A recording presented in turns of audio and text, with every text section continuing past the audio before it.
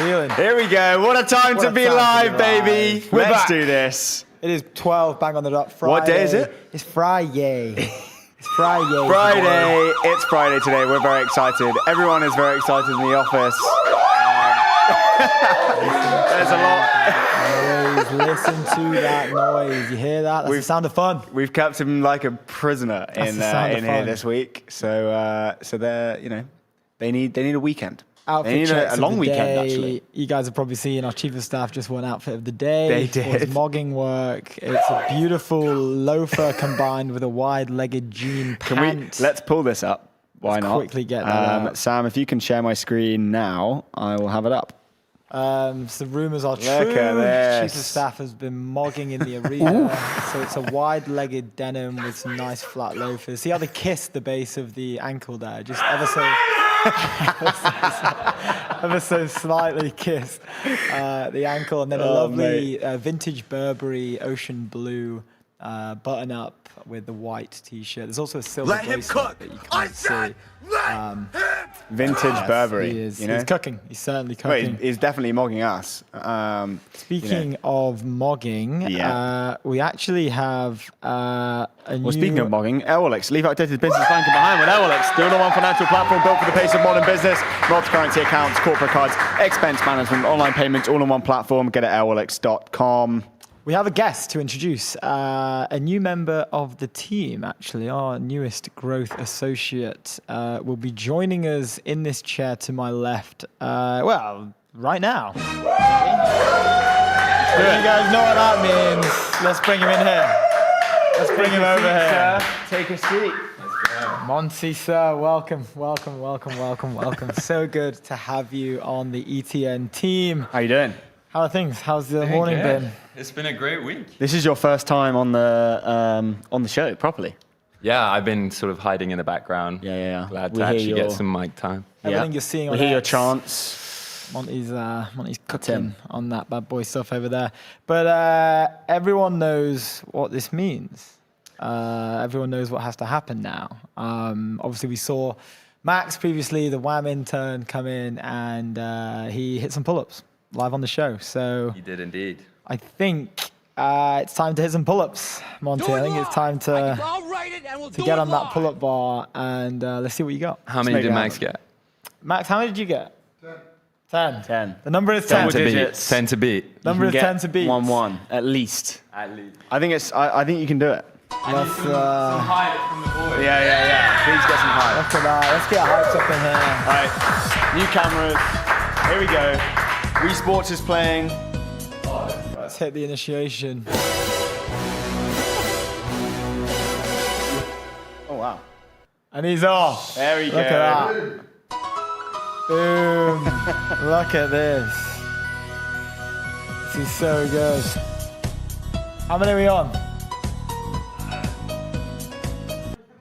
Look at him go. Wait, how many are we on? Yeah. 8.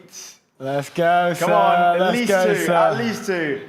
3 more beats Ronan. Go. Oh, I love that. One more. It's all on the line. Come on.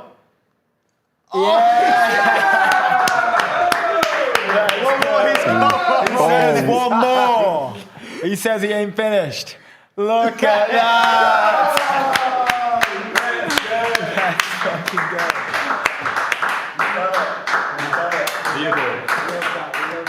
Excellent work. Chief pull-up intern right there. Thank you very much. Look at And what good an night. exit and good night, ladies and He gentlemen. takes the chair with him. That's Monty. That's what he does. There's a reason he works at ETN, and you just saw why. You love to see it. That is Monty, our new growth associate. He's coming in. So how many was that then? That was 12. That was 12. 12. Two total. more, two more than Max. Really good work. Does that mean we Really get to good 5 work. Max now? I've been waiting for that moment for ages. You got that in. Anyway, let's move on to the news. Anyway, Let's do it. What's happening? Time 100. We got a lot of stuff. So the Time We have 100 Time 100. list was released. We can jump straight into that, actually. Actually, before we do that, let me pull up the Airworks agenda. Let me show you folks at home what we got cooking today. Roxanne Varza coming on, 12:45, director at Station F. Roxanne, we are huge fans. We always have been. Last time we caught up with Roxanne was at Panathenia in Greece. Shout out to Lars Rasmussen for hosting a great event. She's going to be talking on Talk Hugging Face, the acquisition. They were the initial incubators of Hugging Face as well, I'm pretty sure, over there at Station F. One of their biggest outcomes to date, so we're going to be running through that with her. Then we've got Yoram coming back in, founder and CEO at Dealroom. Shout out to all those charts that you're seeing right now coming from ETN. That is in collaboration with Dealroom. Yoram is one of the European GOATs. He is literally mapping out the whole VC market across Europe, doing great work there, informing the people of all that good stuff that they need to know. Then we've got Ben Jeffries coming in, CEO and co-founder at Influencer. They just announced a partnership with Profound. So we're going to be digging into what does that mean for influencers? What does it mean for AI-generated search? What does it mean for the influencer economy, which seems to be colliding with the AI world right now. Then we've got Saeed Haschemi coming in, principal at HV Capital, generational poster here in Europe on X. We've been tracking this, guys, for a while. It's an insane X talent. The posting talent is through the roof. So going to be chatting everything that's just going on in the ecosystem right now. A lot of AI stuff, a lot of open source stuff, a lot of acquisitions. What's the current state from his angle? And maybe a little taste of what's going on at HV Capital. And then Daniel Belfort, the viral man himself, founder and CEO at Blok. He recently posted a video that he's built a tool that automatically will sort of create you a magazine lookbook of all the tweets that you've bookmarked and liked, and then it will send it to you, I believe, a physical copy, which is that is true innovation. That is true innovation right there. So we're going to be chatting to Daniel all about that and how he's feeling after going viral. That's at 2 p.m. He's closing out the show. But let's get into the Time 100. Indeed. Before we do that, Valerian, let's your organization deploy AI you control. Here we go. Your data, your agents, your keys. Stop renting your intelligence. Go and own it. Go to valerian.com. Time 100. We're back. Let's make it happen. This is, Time 100. Obviously, it's the most influential people in AI. And there she is, right in the middle. The most important person in AI right now. It's Paris Hilton. Enemy spotted. It's Paris Hilton. It's Paris Hilton. This is, so for those who don't know, Time is owned by Mark Benioff. There were some really great people in there. Cusp AI, Chad is Mark on was there? in there. I don't think Mark is on there. But he just did Claude Force. He did just do Claude Force, and that's huge news. He looks like he was holding Dario hostage in that video, and Dario looked like he was holding Mark hostage. So I actually don't know what was happening in that video. But yes, Paris Hilton was on there. Ben Affleck was also on there, who, to be fair, I think has more of a right to be there, considering he's got some stuff cooking on AI. But the list was overall pretty positive. Jensen was not on there. Alex Karp was not on there. Demis Hassabis was not on there. And I think you have to do with that information what you will, essentially. Those were pretty influential people in the world of AI. But let's dig into the Time 100 itself. Let's get into the nitty gritty of what's on this list and find out on why Ben these people Affleck. on it. What's going on? So Netflix paid $587 million to acquire Ben Affleck's AI film tech startup Interpositive, a blockbuster bet on using generative tools to reshape how movies and series get made. It was founded in 2022 to keep storytelling human, apparently. It's a filmmaker-focused AI that speeds complex shots and post-production while promising to preserve creative control on Netflix's sets and sound stages. That's fair play. Sick. What an outcome. Congrats. That is an influential AI, person I feel if I've ever seen one. I feel pretty influenced right now. Yeah, So for $600 fair play. million, it's pretty influential. Yeah, he did the rounds when he did that pod, didn't he? And He did do he the came out rounds. with some pretty, to be honest, actually pretty good insights. Around, Incredible. Well, that's why he did the rounds, economy. because everyone was like, who the hell is this guy? Yeah, fair this play. guy is coming out with absolute sauce. Yeah. He's cooking. So props to you, Mr. Affleck. So they have a list of the leaders. Who are the leaders of this AI generation that we find ourselves in? We've got Mark Chen, Sam Altman, Greg Brockman, Elon Musk, Dario, and Daniela Amodi, Arvind Krishna, Leela Ibrahim, and Lang Rubo. So Leela is on there, is Chief AI Readiness Officer at DeepMind, but Demis was not on there. Interesting. Which is interesting. Yeah, that's interesting that they would put a senior leader at DeepMind in there, but not Demis himself. And then a few others: A.G. Sulzberger, publisher and chairman of the New York Times; Hak Tan, CEO at Broadcom; Arvind Raman, acting head, US KSI director, NSIT; Bezos, obviously. They have put him down as co-CEO of Prometheus on there, not just co-founder of Amazon. Mustafa Cisse, It's an AI company, to be fair. founder, so should probably be in there, shouldn't it? Yeah. Mustafa Cisse, founder and CEO at Kara. I've error bombed you. I've just been error bombed. And Josh Payne. Josh Payne, let's go, bro. Oh, wait a sec. Josh Payne. Let's go, Josh. What the hell? Let's go, Josh I love Payne. that. Founder and CEO of Enscale. I didn't see Josh Payne sneaking in there No, this I didn't morning. know he snuck in there. A huge deal with Anthropic recently. Props to 45, 145 billion or 45 billion? 45 billion. 45 billion. Yeah. And then we've got Larry Ellison, He Tingbo, Valerie Borovic, Joel Pinu. Oh, nice. Cohere's in there. Yeah. Chief AI Officer at Cohere. Matt Garman, Ali Godsey, and then a bunch of others. And then they have the innovators list, which is where we start to see an interesting. Should we pull one. this up on the I screen? can see. Yeah, I could maybe share my screen just for this innovators list, because we've got Michael Truell in this list alongside Ben Affleck, which is quite funny. Yeah, nice. Here we go. So Ben Affleck's been thrown in with Michael Truell. Obviously, the Cursor acquisition and obviously Ben Affleck's acquisition are both on par with each other. Everyone knows that. They've lifted him as an actor and a filmmaker, though, instead of an exited founder. AI founder, which is interesting. They've got the recursive intelligence co-founders on there. They've also got Moonshot AI founder Yang Zilin on there, which is nice to see. But yes, Paris is on here somewhere. Peter Steinberger makes an go. appearance. Brendan Foodie, co-founder CEO of Mercor. Nice. You'd love Big to see name. that. Suno founder Mikey Schulman's in there. Yeah, where's Paris though? Where's? All the way down, I think. Let me go further. I'm just seeing here. Zifu. Yeah. Oh, Manus founders in there. Let's go. Love go. that. So I don't know that's if interesting, Have yeah. they still be? Are they? They were released recently.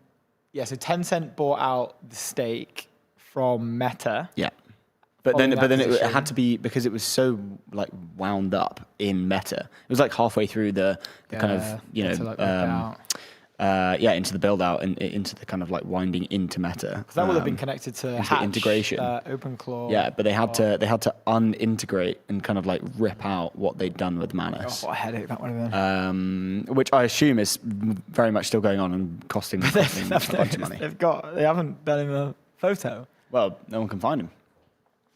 That's crazy. So they've just got like Winston, it's like the Wii Winston Weinberg Sports. at Harvey makes an appearance. Yeah. Oh, Joseph Gordon-Levitt is on Okay, there. so this is Shapers now. The Shapers. Okay, this is where Paris Hilton will probably be. Yeah. Yes. Okay. David Sachs is in the Shapers next to Paris Hilton. And Bernie Sanders. That's amazing. And Pat Grady and Alfred Lin at Sequoia. Yep. Nice. Next to Paris Hilton. So her, her bio or role is advocate against deepfakes. Yes. What work has she done? So she has advocated for a ban. Strong. To push more research into deepfake like banning and deepfake detection technology. But I'd put that next to the co-founder of Anthropic. To be fair, Jack Clark. I think that's fair He's enough. a little bit further down. I did do a little bit of research actually on Paris Hilton's most recent there he is, just to the left AI. down there. On the left. There Jack he is. Clark loves a Sorry, go on. bowl What did- of so- tuna and rice. I saw his post. It looks not my go-to dish, to be honest. But everyone has their own preference, and that is his. That's his style. But yeah, I did do some digging onto Paris Hilton and her most recent AI success. And Tell me. The only place I could find it reported was in the India Times, which I will just. We don't have to get this up, but I can just explain to you what she's been cooking recently. This is the Times of India. This was. Is this pull up worthy or no? No, I mean this thing's littered with ads, so I can't. It wouldn't make sense to pull it up here. But Paris Hilton recently, she built her own app using Google AI with just 3 prompts and 0 coding. So they've gone into basically a little breakdown as to why is she on Times 100 most influential people in AI, and I'll tell you why. She vibe coded an app using Google's AI. That's good. Gemini. What once required a team of software developers can now begin with a simple conversation. Google is showcasing that shift through a new partnership with Paris Hilton, who has become Android's first ever icon in residence. As part of the initiative, Hilton used Gemini Canvas platform to create a customized productivity app called Iconic Ideas, using only 3 text prompts and no coding experience, which Nice was one. created. So a little Great bit, job, Paris. Yeah, she's obviously on the frontier. Cooking. A little bit on Paris and the app. She's been announced as icon in residence. So here we go. Hilton created a productivity app called Icon Ideas, inspired by the constant stream of ideas that she experiences while managing ADHD. The app functions as a digital space where users can capture business concepts, creative inspirations, tasks, and projects before you forget them. To me, that sounds like the Notes app in your iPhone. Yeah. But But I might AI be wrong. powered. But it's AI powered. Don't forget the AI. Obviously, let's get AI. Lots in of there. AI. Lots of AI. Powered by 3 prompts. Yeah. According to Google, the entire app was generated after Hilton described what she wanted through 3 prompts. The resulting product featured a highly personalized design, complete with a pink and sparkly aesthetic, closely associated with Hilton's impressive. personal brand. 3 prompting. Love to see it. I mean, with Gemini as well. She just went out there and she did it. You know, Gemini not now really being like this frontier LLM app builder. If it was Claude Code or, maybe a bit of GPT work, I would be like, okay, I can get that from 3 prompts. I feel like you can get there. Yeah. But with 3 prompts from a Gemini to a, I don't know. That's pretty impressive from Paris. Oh, that's why she's on the cover of Times most influential people in AI. She's actually like right in the reason middle. she's Can on we put it there. back up? She's like, I think they must have done this to rage bait the community, because Mir Marathi is like kind of top left in the kind of the main one, the header that we had right at the heading beginning. photo on the cover thing. She was in the middle there, but so Thinkers is the kind of the one that you really want to know. But yeah, look, you can see Mir Marathi just at the top, Ben Affleck, and then Paris. And obviously Dario's made it in there. You have Sarah Guo's in there. I don't know if I recognize the other ones.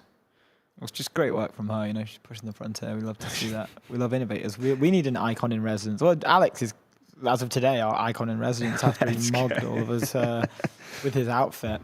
Yeah. Our new icon in residence. Icon in residence. The Alex, other Chief icon of in Staff. residence is Polymarket, the world's largest prediction market. Stay informed and profit from your knowledge. Go to polymarket.com. We're back. Let's see what the timeline was saying about this. So, yeah, to reiterate, on a relatively more serious note, the Times is owned by Mark Benioff. One can assume that there are reasons for being highly selective within this, and it would essentially draw back to who can they get to collaborate with regarding Salesforce, regarding Agentforce, regarding Claude Force. I know, having worked at, albeit very briefly, only about 28 days, but having worked at Salesforce, in the towers, there are loads of photos all over all the walls, decorated, you could say, with photos of Mark and a number of celebrities. So when I would come up on the elevator, I'd come out onto my floor. First thing I see is a picture of Mark Benioff and Will.i.am. Love it. And there were Surprised many more of these. Will.i.am's not on this. That's really true. Yeah, is he definitely not on there? I don't know. Let me I have a didn't look. see. If you just check, Have a quick maybe. look. And it's a great top of funnel to draw in partnerships for your brand, right? It makes a lot of sense. But there were some reactions off this. Obviously, we can go and have a look and see what everyone's saying. The first one is Spore at Sporadica. Spore says, time has done it again. Bravo. Incredible. Apparently, Paris Hilton is one of the world's most influential people in AI, but Demis Hassabis, Jensen Huang, Andre Karpathy, Alex Wan, Liang Wenfeng are not. LeMayo.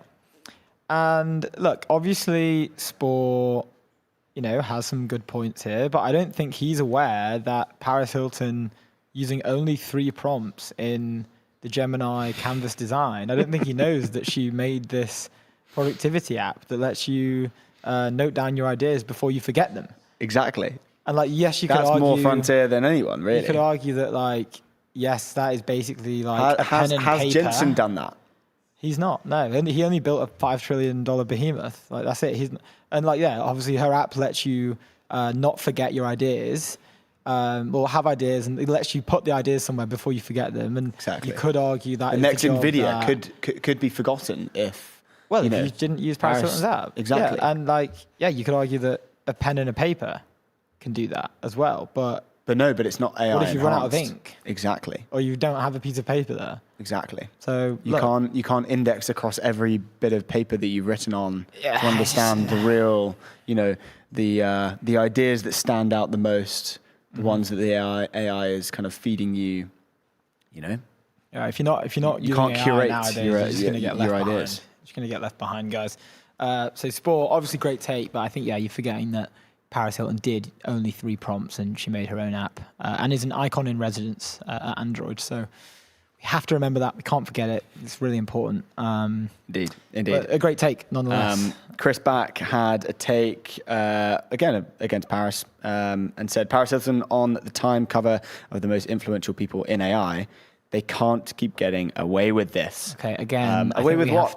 Chris, she's created the app that is better than anything that Jensen's ever done. Demis hasn't even got close to what Paris has allowed human beings to be able to do with AI. I think the usage of AI is kind of getting a bad rap. But if Chris used icon ideas, even once, then maybe he'd have a different opinion. But Chris, she, as we said, she's an icon in residence at Android. She prompted Google Gemini 3 times and managed to make icon ideas, which again lets you keep your as a digital space. I can't even read this. Is such ridiculous. Is that what that is? Are you reading off? Digital space where users capture business concepts, creative inspirations, tasks, and projects before they are forgotten. It's a pen and a paper. I can't believe what we're reading right now. Chris, please, you have to remember that. Super important. Super important. And if you do want to check that out, it is in the Times of India. If you want to go do a bit of research on Paris's new AI app. Andrew Curran came in with the Times kind of thing about from Alex Heath. He says Sam Altman tells Time that OpenAI will achieve AGI by the end of this year. Also, the automated research intern that was promised is up and running, and its name is Astra. I think worth putting those two on the same cover. Yes, Mr. Greg, Mr. Sam, they're looking good. I think we did it better when we made ours. Yeah, ours is nice. James DeCoom and Arthur Mensch. But this was one of the main stories that came out of the whole Time debacle, that OpenAI had come out and said that by the end of the year, end of this year, AGI will be upon us. Made the rounds. It's a pretty big, lofty statement. I do feel that we are going in loops here a little bit with these claims. I think we've covered multiple times. It's always like, it will happen. It's on its way. It's round the corner. XYZ. We're at the foothills, from our boy D-Dog. We're in the singularity, according to... So it's only now that we're kind of getting, we have arrived type verbiage instead of it's on the way, it's around the corner. Yeah. But this was ultimately a really good write-up of basically what's been happening. I think they called it OpenAI's rebound, is the way that it was structured. Sure. But a really good look into the ins and outs of what has been going on, what is going on. There was a really cool, and even the opening is really nice. Like the journalist sort of let us know. Who was it? Alex Heath that wrote? Alex Heath. Oh, really cool. He mentions that on arrival there were a bunch of protesters outside the OpenAI offices, and you kind of have to get through them. And it sounded like a real fun experience. But Prinz does a good job, actually. I'm not even sure if we had this one down originally, but I can just hit this. Prinz at the Red Leriter with a 3. Nice. From Time. OpenAI leaders believe they are at the cusp of AGI. Sam Altman believes OpenAI will have an internal system that will qualify as AGI by the end of 2026. Mark Chen thinks OpenAI is 80% of the way to AGI. OpenAI already has the automated AI research intern. This is the model that we've been seeing do the rounds.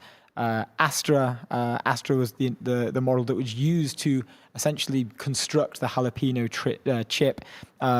Jacob Pachoki says that Astra can implement an experimental idea inside OpenAI's code base, run the experiment and return results, or take a paper and perform work that previously occupied a human researcher for the week. This is, I don't know if I've just missed a few things, but this is the first time from the Times piece that I've been seeing it referred to as an AI research intern.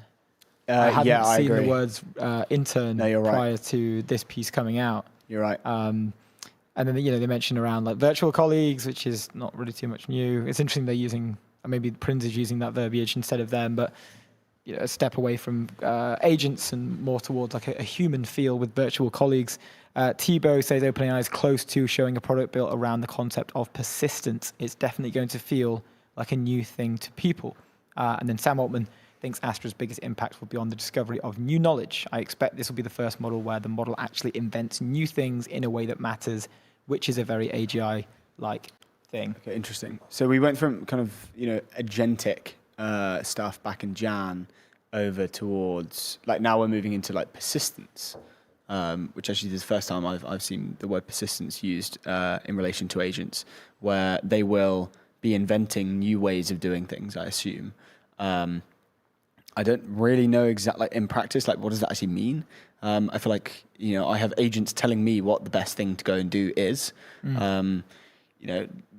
Goes through my inbox and, this is a pretty easy example, but goes through my inbox and tells me what's the best task to go do right now, which is useful. And you can, spin that up almost like a Paris Hilton-esque prompt in 1 to 3 prompts. Very useful. She is the GOAT. But That's why he's the GOAT! But I've never really seen, like, what does persistence mean? Is kind of just always there, just helping you out on basically everything, telling you, hey, I've just made this. This is going to help your life a lot because of these reasons. Go and use it. Yeah, I wonder if it's because inventing new things, I think inventing new things. Keep this up. That's like what I'm excited about, and I'm here for in terms of the intelligence of the model would surpass that of a human being. So it would step into a range in which it's able to think of things that we aren't bound, like our knowledge restricts us of even like conjuring up in our thoughts. Sure. Which is like, that to me would be AGI. That's like a really exciting premise and a really exciting future if we're able to get there. And then I think the persistence thing is more like, it will just break through the task or like any blockers that it finds instead of like having to check in with someone or get you to okay something or check something in a way that like engineers now are kind of just like checking and being like, yeah, okay, checking. Yeah, like, yeah, okay. I think if you go and use something like I don't know, like a Claude Cowork, for example, it's fairly agentic in a way of like, obviously, you're not necessarily building agents directly if you go and use an agent builder, for example, but it's fairly agentic in the way that it will understand a problem after the prompt and then go and fix that problem. And you can see that within the text that it kind of like pushes out to you and says, oh, I figured out this. Yeah. Or I couldn't find it in this folder, so I've gone to this folder or whatever, right? Yeah, very, very surface level example, but for an everyday use, that's actually very, very, very useful because 6 months ago, it would be like, I can't find this. I then have to go and give it more context to go and say, and think to myself, okay, where would that be if it's not there? Yeah. Go and give it more context. But then once you give it global context, it will go and look, can't find it, go somewhere else, find it somewhere else, and then action on that. But it also kind of recommends you things. So it kind of like gives you 3 paths and says, hey, like you could go and do this, this, this based on what you've asked me. But I recommend you go and do this. Now it's kind of like, I assume that the persistence thing is, hey, I've gone to go and do this. let me know if if this is useful. How could I make it more useful? And kind of gone down 3 or 4 orders of effects instead of maybe 1 or 2. Yeah. And kind of makes inference based on the judgment that it's already made 2 steps ago. Yeah. I don't know. Coming to you maybe more like, hey, where we at? Like, Yeah. Come to you. Yeah. It's like, whoa, I want to stop working, man. Yeah. Come in, please. Let's keep going. I'm on a high right now. I'm really feeling it. Let's keep I've had a going. coffee. I'm ready to go. You know how annoying that would be, but Talking, let's just quickly finish on the Time 100 most influential people. Kevin Durant wasn't on it, surprisingly, considering his investment rounds. Joe Pompliano highlighted this, 3.6 million views. Kevin Durant and his business partner Rich Kleinman, invested in Hugging Face's seed and Series A funding rounds. NVIDIA just acquired the company for $12.9 billion. And since I'm told Durant invested 100 grand in the seed round and 150K in the Series A, he likely made more than $60 million on his investments. This is one of the best athlete investments ever and more money than Durant will make playing in the NBA this season. That's insane. Congrats, VC's congratulating themselves, says Easy Money Sniper. Nice. I'm pretty sure on his on-court thing is he's the shot sniper. I don't know. Is that his thing? I think so, because I think I saw a bunch of tweets about it. Then again, I'm not really an NBA guy. Neither am I. But 3.6 million views is a lot. Well, he broke it, and then can we pull my screen now? I've got another one to pull up. If we pull this one up, Sam. So this is all of his. And you've got to take this with a pinch of salt, maybe, because it's from Michael Burry's stock tracker. But this is all of his investments. Kevin Durant has one of the best venture portfolios. When Durant bought versus what it's worth today, it's a Hugging Face. He put 250K in, which kind of adds up to what Joe Pompliano was saying. Now 60 mil. Whoop, 125 million. He invested 125 million. No, I don't think so. And this is his fund. Yeah, it must be. Yeah. Okay, fine. Okay, so he's up 8,000% on Whoop. He's up just over 5,000% on Coinbase. He's in Mercury, up 5,000%. Robinhood, up almost 2,000%. Overtime, up 2.5%. Rubric, 1.5%, and Postmates up just under 1.5%, 1,500%. Good That's portfolio. insane. That is an incredible portfolio. So he's not just this incredible NBA star. The guy knows how to get on cap tables. Sniper off the court as well. He's a sniper. He's a cap table sniper, as they say. A beast. So why is he not on the on Time 100 most influential people in AI? He's making money, but is he making apps, bro? Is he making apps? That's the question. I don't feel very influenced. Indeed. I feel pumped. I feel Indeed. like I want to go make some money, but. Well, it kind of adds up to what they're saying. Cremo says these lists are always so funny because they'll be like the people that are in, 20 people who have literally nothing to do with AI and have no influence over it or its trajectory. Yeah, people are out. The Benioff list, really. Yeah. It's like the Who way it does he goes. want? If I owned huge, globally renowned magazine, I'd probably plug some of the boys as well, My boy is just like vibe coded this new tiny app. I'd chuck him in there, like they've chucked Paris in there as well, Make him front page. Screw it. Why not? Why not? I'm one of the most powerful people anyway. Yeah, so you might as well. the homies out. Indeed. Speaking of Salesforce in general, we can go on to them crushing earnings, and we can go on to Claude Force as well. Indeed. Before we do that, Framer. Framer is the pro AI website builder for creators, teams, and businesses. Agents and humans work in tandem. Agents bring speed and scale. People bring taste. Go to framer.com/ETN. Salesforce crushed earnings. The SaaS apocalypse is dead, and they announced Claude Force as well, which we have an amazing video to show you from that announcement. But just to catch up, they've really gone hard on the SaaS apocalypse is dead narrative. So hard, in fact, that we have a video of Matthew McConaughey to share with you what is the SaaS apocalypse and why is it dead. We will get to that, so hold your horses. But first, what's been happening in their earnings, what's been happening in the stock, what's been happening overall at the company. Salesforce has posted higher second quarter profit revenue on rising demand for its artificial intelligence and data offerings. and also expanded with an AI company, Anthropic. The stock is up right now, 22.58%. It's taken a pretty big hit during the SaaS apocalypse over the past 6 months, probably around, I think at one point around like 48% on the year, but is now sort of slowly rallying back. The news itself on the earnings beat and the announcement of Claude Force made the stock pump. So it's up 22% today. 22% today. God damn. The results prompted the enterprise software company to bump up its full year sales and profit forecast, factoring in a boost in organic growth as well as acquisitions.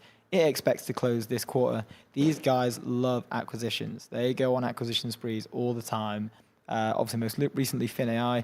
San Francisco company on Wednesday also disclosed an expanded partnership dubbed Claude Force, love the name, with Anthropic that combines its broad platform of business tools with the AI company's Claude system. So they are heavily integrated with Claude. They use it in most of their products today, specifically within Agentforce.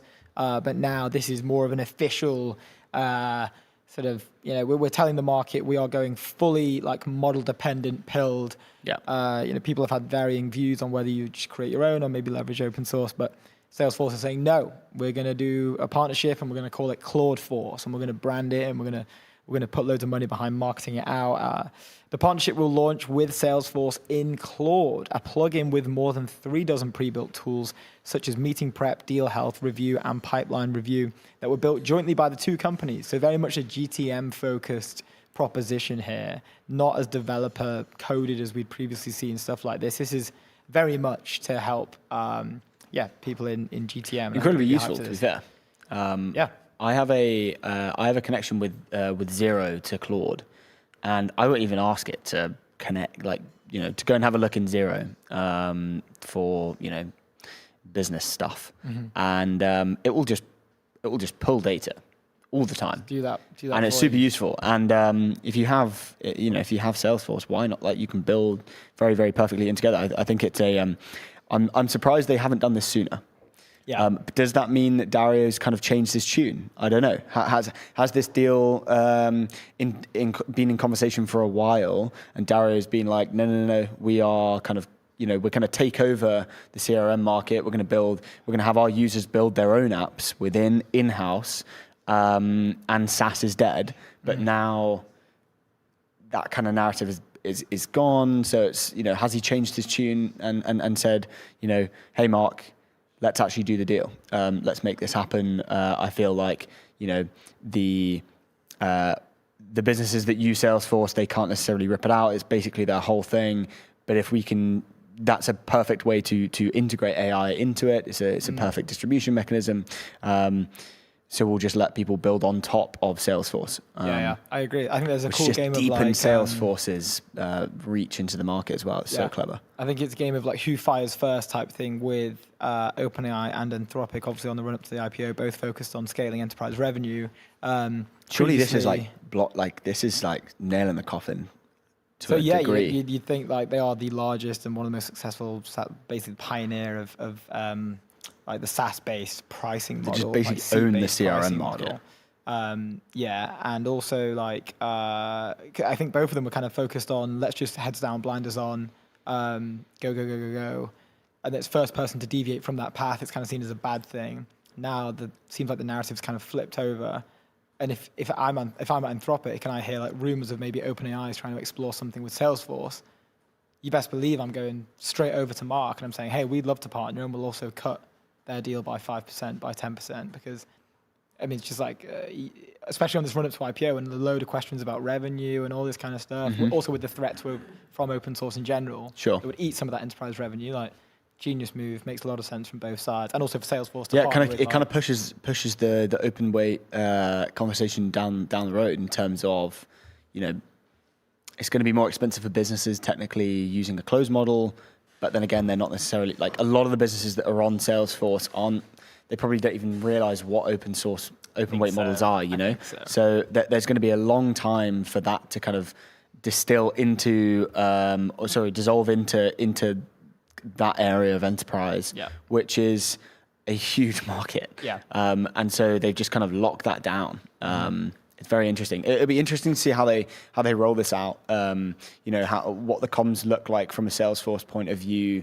I feel like do they involve comms from Anthropic to get to go and get their customers using the product as much? Because it seems like it would come from a Salesforce and say, hey, you've been sold a bunch of AI products. None of them really, none of them are providing the ROI that these board members are asking for. And so I think a lot of people on the exec teams are like, I need to figure out exactly if I buy this, what actually happens to revenue, to margin, whatever it is you're tracking. And they need to be able to show their board that, right? And so if they're able to basically just integrate AI without necessarily have to buy a completely new tool or new model or whatever it is, it's like no brainer. But it'd be interesting to see how they actually kind of get that mind switch within their kind of very legacy customers. I mean, Salesforce,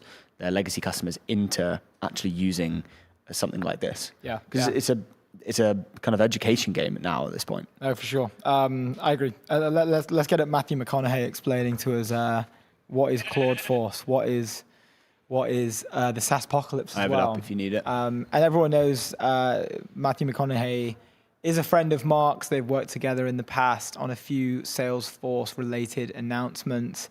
And this is the most recent one. So let's. I've not watched all of this. I've only watched the first 10 seconds. So let's talk about what seems to be on everybody. Oh my God. The SaaSpocalypse.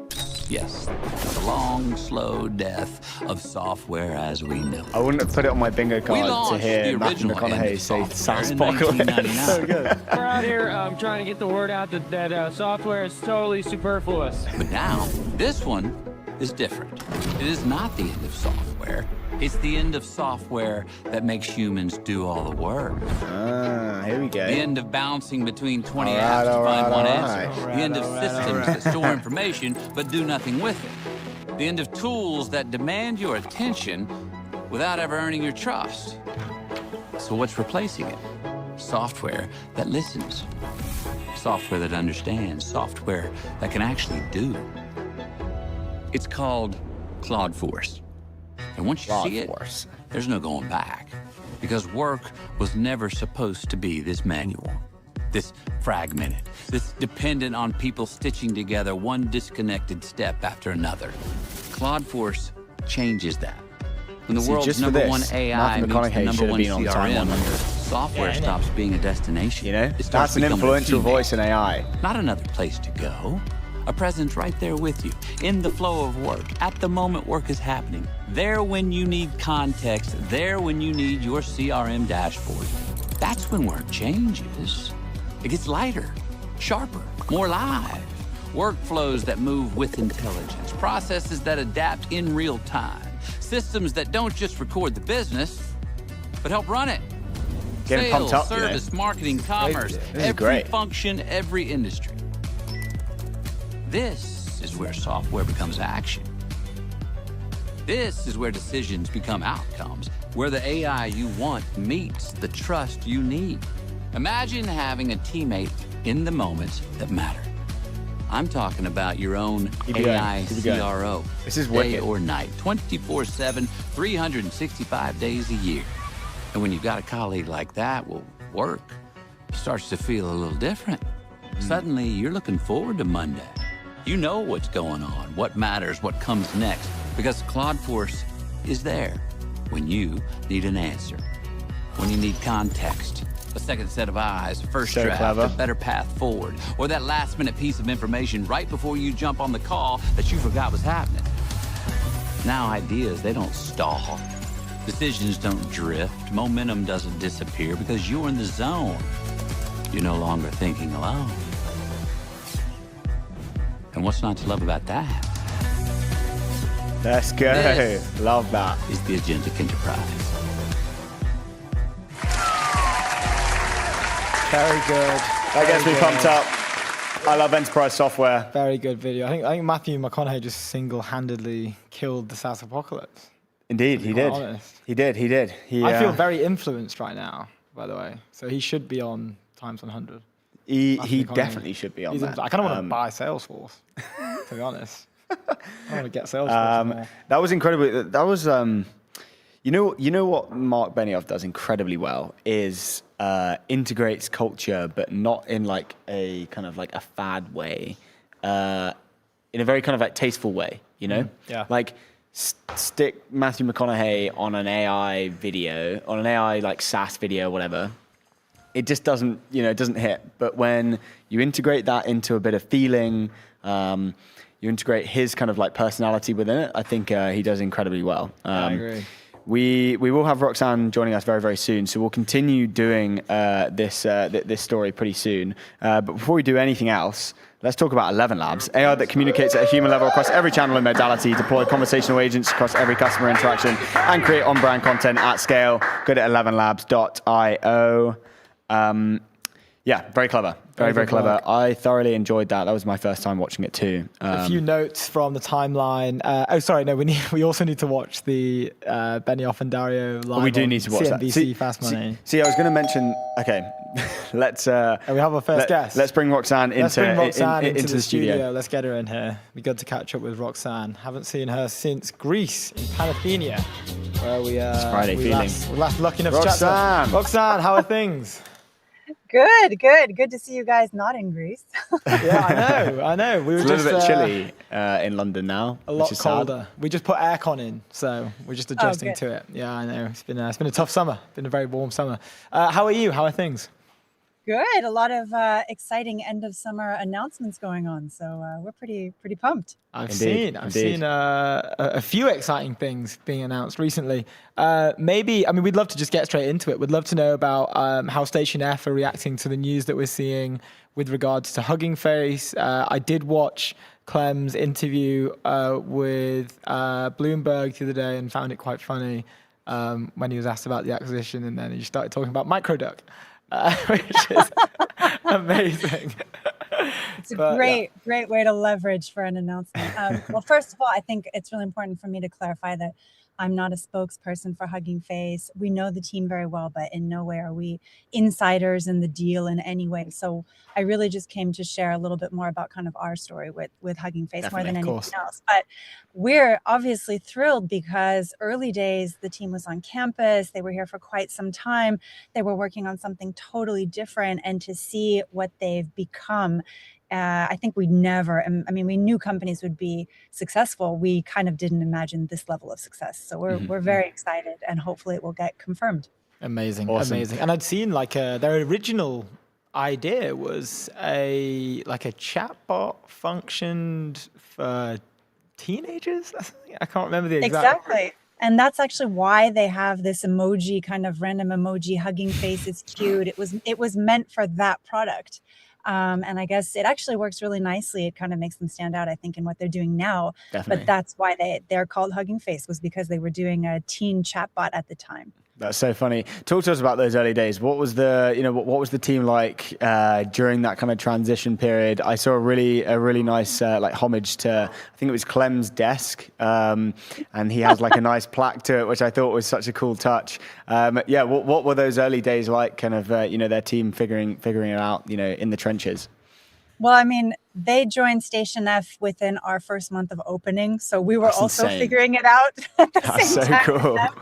And they spent quite a bit of time on campus, including during COVID. So they left early 2021, kind of in the middle end of COVID. But we also didn't see them for kind of that period of time. They did 3 programs. They joined with Microsoft.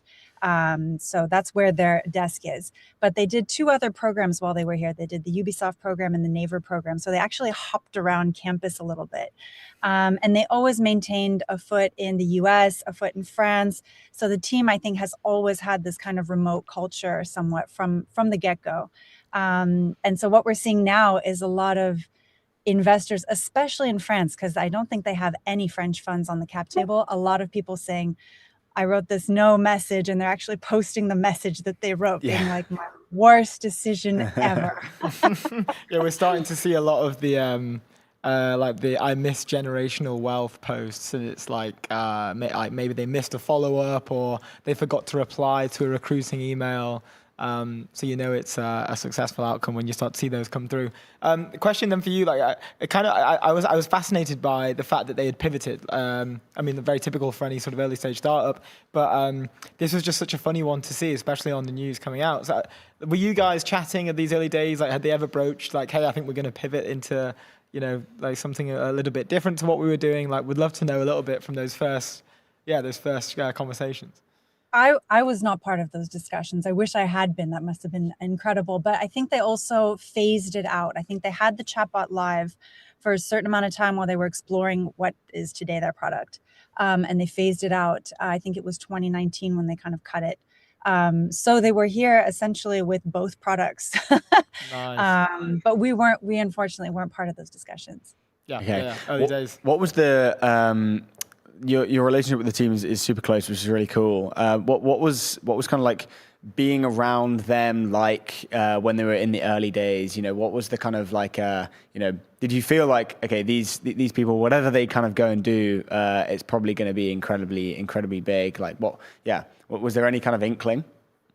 I'll be really honest with you. I think it has become more clear as they gain traction. So when a lot of people come to campus, I mean, first of all, we treat such a wide volume.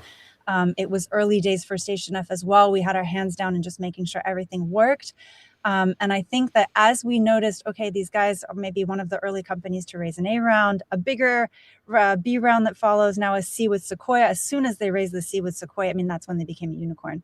That was just, and they were no longer on campus at that time. That was just like, oh, wow, what a team. And that's when all the stories started to come out. So we actually started having, we had another team on campus that actually was Clem's first employer. So the founder came back and founded another company. He's like, actually, Clem was one of my employees in my first company that I sold to Google. And we kind of you start realizing actually all these networks are connected. We also had one of Clem's employees that came back, founded a company. He was listed as one of our top companies. We've got a chance to invest. But we're realizing actually a lot of networks kind of gravitate around this team. It was hard to see in the beginning. And I think also very hard to see for a lot of the investors in France, also given that their product was so different at the time. Yeah, really cool. And then like, give us an update on Station F. Like how are things? I can't remember when Greece was, to be honest. Was it like 2 months ago, 3 months ago? Greece was in May. Yeah. So much has happened. We've had a record year in terms of fundraising. We're seeing kind of later rounds, bigger rounds. We had obviously this Hugging Face news was really exciting, but we also had a former company that just listed on NASDAQ in the US. So that's Pascal Quantum Computing. So we're starting to see our companies, especially alumni, gaining more and more traction. And I think we'll start to also hear more around politics as we gear up for next year's elections as well. Absolutely. And like speaking of like France in general, like you mentioned, like the response from the ecosystem following the Hugging Face acquisition. Like, what is this? I mean, French founders. What does this mean for France? Like, I know Macron is incredibly outspoken about the tech ecosystem there, like having worked at Pigment for a couple of years. How is the tech ecosystem reacting to this? I mean, incredibly positively. And I think even if they do maintain a HQ in the US, this is a team that has been so dedicated to France. They maintain, I think, their entire tech team in France. They're really heavily involved in this ecosystem. So everyone's just massively proud. And I have to say, we're still hoping that the deal goes through. Yeah. So we started to see a lot of people reacting to it. And I do also think what's really interesting to see, and we talked a lot about how there's no French funds on the cap table, but there's actually quite a lot of French entrepreneurs. And so quite a few of those people have risen to the surface. I think one of Clem's former people that he worked for in New York, Mathieu Valorato, he founded a company called Curious that Clem worked for. He was an early investor. We had a chance to talk about the deal. Thibaut Enzière, who's at Hexa, he was an early investor. So I think, a lot of people have started to say, okay, we didn't get a chance to invest, but those people who did are also really, really proud to have backed this team. Really cool. That's really so cool. And there was something that came up when we were researching that didn't come up when we were in Greece, and I don't know how we missed it, but I wanted to ask you about like your inception into like Station F, like your personal early days. I saw, and correct me if I'm wrong, but I saw something around like Xavier Niel had like handpicked you to come in and run Station F. Like there was a recruiting moment where you were selecting. I wanted to check with you. Yeah, there was I don't know if recruiting is the word because there was never an interview. I got a weird email from him being like, do you have trouble with jet lag? And I was like, oh my God, a millionaire or billionaire writing me this email, like, what is this? And I realized that he wanted somebody to go visit different ecosystems, kind of bounce ideas around with him. So I did that. I checked out a lot of different kind of startup locations. I wrote him a little kind of memo. Here's what I saw. And then I thought that was it. And he just kept inviting me to speak to the architects. And I was like, well, this is awkward because I don't understand half of what they're saying or showing to me. And at the end of one of the meetings, I'm like, it's nice of you to invite me, but like, why? And he just goes, well, do you like the project? What do you want to do? And I was just like, everything. And he's like, great, do everything. And that was essentially the entirety of our discussion. And then I got a contract and started the job. That's so crazy. So did he mention like the job live, or he just sent you the contract? Just like no, I mean I literally had no idea what the job entailed. I had said everything, and I was like, I could show up and I could do nothing. Maybe he has somebody that's running I didn't know. And as soon as I signed my contract and walked in, I was like, oh, I guess it's real. So that's so cool. Quite a fun time. Yeah. Yeah, I just wanted to check because I saw it come up when we were doing some research, and I was like, "What the hell?" Last time we spoke, we spoke a little bit about like trends, where things were headed, what you guys were seeing at Station F, if there's like an increase of a specific area of startup or a particular type of founder. Curious to see if you guys are noticing anything on your end. Like something that we've chatted with a couple of people about is like duo technical co-founders is a lot more common nowadays, where the business element of that is kind of baked into both of those individuals instead of a traditional like business-minded individual, technical individual. We're just seeing a lot more people are like technically capable and starting companies together. I'd be curious to see if you've noticed any trends at these like really early stages that Station F has like the luxury to see before anyone else. Yeah, I mean, we've been concentrating obviously a lot on AI, especially through our program FAI. Yep. We're seeing more and more physical AI. I don't think that should shock anyone, especially with Hugging Face's recent announcement as well. So that's something we started to pick up more and more on. Technical co-founders, I think we are seeing dual technical co-founders, and I'm seeing more solo co-founders as well, smaller teams that stay really lean for a very long time. So I do think the really early, we used to see people come in and like they're focused on their 10 first hires. Yeah. That's really not something we're seeing at all anymore. And I would say it probably goes all the way out until first A round. Oh, really interesting. Cool. Okay, that's cool. We haven't spoke to a bunch of like solo founders really on the show. Ben Sarah, Polsia. That's kind of the only one. I mean, he's like the biggest one kind of in on the X timeline a little bit. Yeah. Yeah, it's interesting. You mentioned the other announcement, which I alluded to at the start. I was laughing so much in the Ed Ludlow interview because it's so funny how persistent Ed is and how how they both do a great job of, Clem is also persistently, diffusing the questions away and keeps going back to the new duck, which we've actually ordered one. We have one on the way. Oh, I think good. It's like pre-December, I think it arrives, which we're really excited about. We need to find someone technical to help us like set it up because we are not technical. But I did see that they'd mentioned that they were doing a sale every 5 seconds, and then I think it's one of the fastest sort of physical AI products, if you will, to reach $1 million in sales. Was wondering if you chatted to the team at all and heard anything about the rollout of this. And do you own one as well? We haven't bought one yet, but I think we probably will. We like to have all of the products that they come out with on campus. But I didn't talk to them specifically about this. I think they have a lot going on right now, so I didn't want to bombard them. But I did notice, I loved the way Clem announced it because everybody was expecting him to make another announcement. And he comes on LinkedIn, he's like, announcement, this is now available. And I thought that's actually so clever to leverage a moment like this where there's so much focus on them to be like, we're dropping something as well. I thought that's really quite smart. So smart. Also, super cool for the, in the articles they say the conversations kind of started, with buyers because they were having other conversations with other buyers, and it was all kind of like swooping around. Do you know how how long they've kind of been working on some form of deal, or is it pretty speedy? Oh, I don't have that information. I know that it's not closed yet. That's how much I can say. Okay, Not that's interesting. officially That's closed. interesting that that it's had such massive publicity and it's kind of really done the rounds, and it's not necessarily closed. That's where most of the press. It was like, how does that work? Is that pretty normal? I mean, I think deals like this can get leaked for also strategic reasons. Yeah, but I also think given the size of it, it's not surprising that it gained quick attention. So I think if it was a smaller deal, probably would have just, made the rounds pretty quickly. But I think given its size, it's something everybody wants to pay attention to. Yeah, awesome. Hard to keep that one in the bag. I know we've only got about 30 seconds left. So would you love to know what you guys got coming up, Station F? Like, what are you excited about? I know you mentioned Fal AI. I think we spoke about that.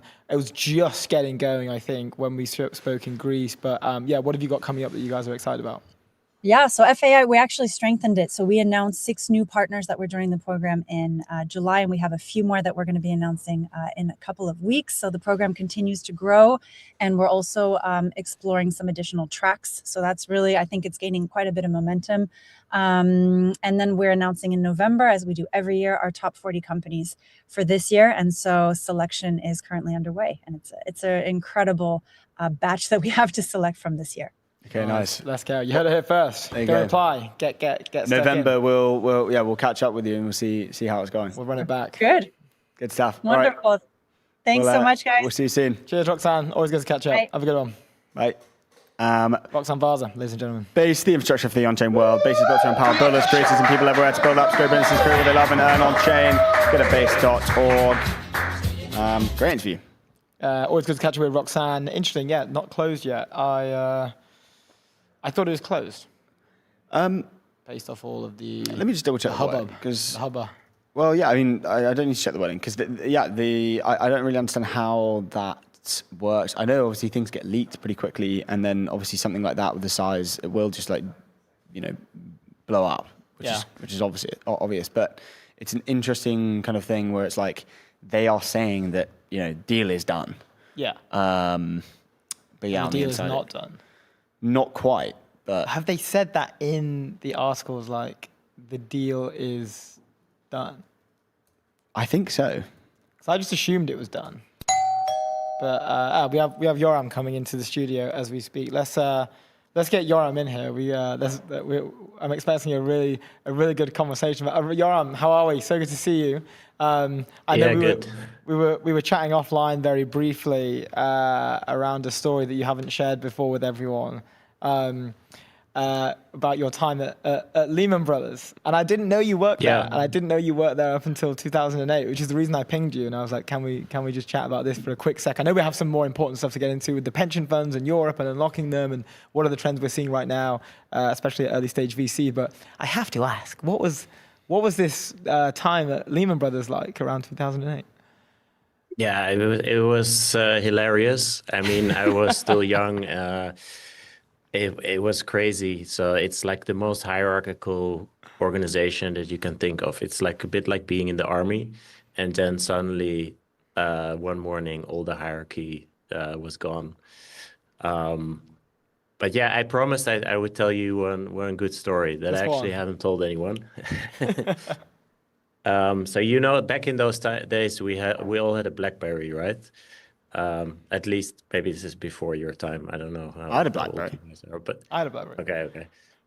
And so it was like a company thing, and we also used it to make private phone calls because public-private life was kind of one big thing. Basically, you were working like 100 hours a week anyway. But so, nobody ever really thought about it. And then at some point I did a stint in the United States, so in New York. So I was transferred from London to New York. And I was just using this phone also same way. And I was always traveling around the world using this phone all the time. I had no idea how expensive international calls are in the US. It was way cheaper in Europe. So at some point I got a call from HR. I had to come to their office, and they told me like I had a $12,000 phone bill. So And so I felt really bad. And they were like, okay, we're going to have to kind of deduct this from your salary, you know? And I was like, of course, you know, like, my bad. But this was kind of just like weeks before the whole company collapsed. So they kind of had to do the admin. It took a while. Then I got transferred back to London at some point. Then Lehman went bankrupt. And then I never heard anything about it. No way. So that was I think that. Yeah, I think I'm probably the only person who owed money to Lehman Brothers in their bankruptcy. It's the other way around.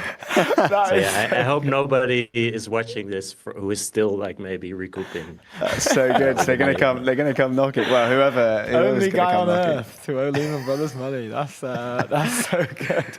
Okay, that's So you're right. That was a good story. When they collapsed, what were your thoughts? You were like, do I just like lay low here and hope for the best? Go. Yeah. Well, not really, but you're losing your job. That's true. Yeah, no, I just had a ton of interviews. Actually, our team got acquired by Nomura. Okay. Maybe second, slightly less fun, but still funny story is that Nomura at the time guaranteed to pay our entire bonuses. So it was like a really good deal for us. But I hated working there so much that I actually voluntarily left 1 month before my bonus was due, like financially really irresponsible. Yeah, but mentally very responsible. Well, that's probably. That's pretty respectable. That's sick. That's really cool. Fair play. Let's quickly talk about Dealroom, and would love just a temp check from last time you were on the show. And yeah, we've got a bunch of questions. Okay, sounds good. By the way, I heard you talking about Hugging Face, and yeah, these kind of deals, they don't, that's gonna take a very long time. And there's probably, I wouldn't be surprised if there's gonna be like a review from authorities on a deal like this. What makes you say that? Okay. What, like competitive stuff? Well, there's a big deal about sovereignty and open source and all these kind of things. For sure, there's a lot of people gonna look at this deal, and European authorities can be very powerful. Like I hope that doesn't happen, but this is a really big deal. It doesn't happen overnight. Yeah. It's a good point, especially when it like because a lot of the trad media kind of articles were it's happening kind of thing. What kind of, you're in that now window, in that period of things where do the founders announce the fact that they're being acquired for $12.9 billion, which they did?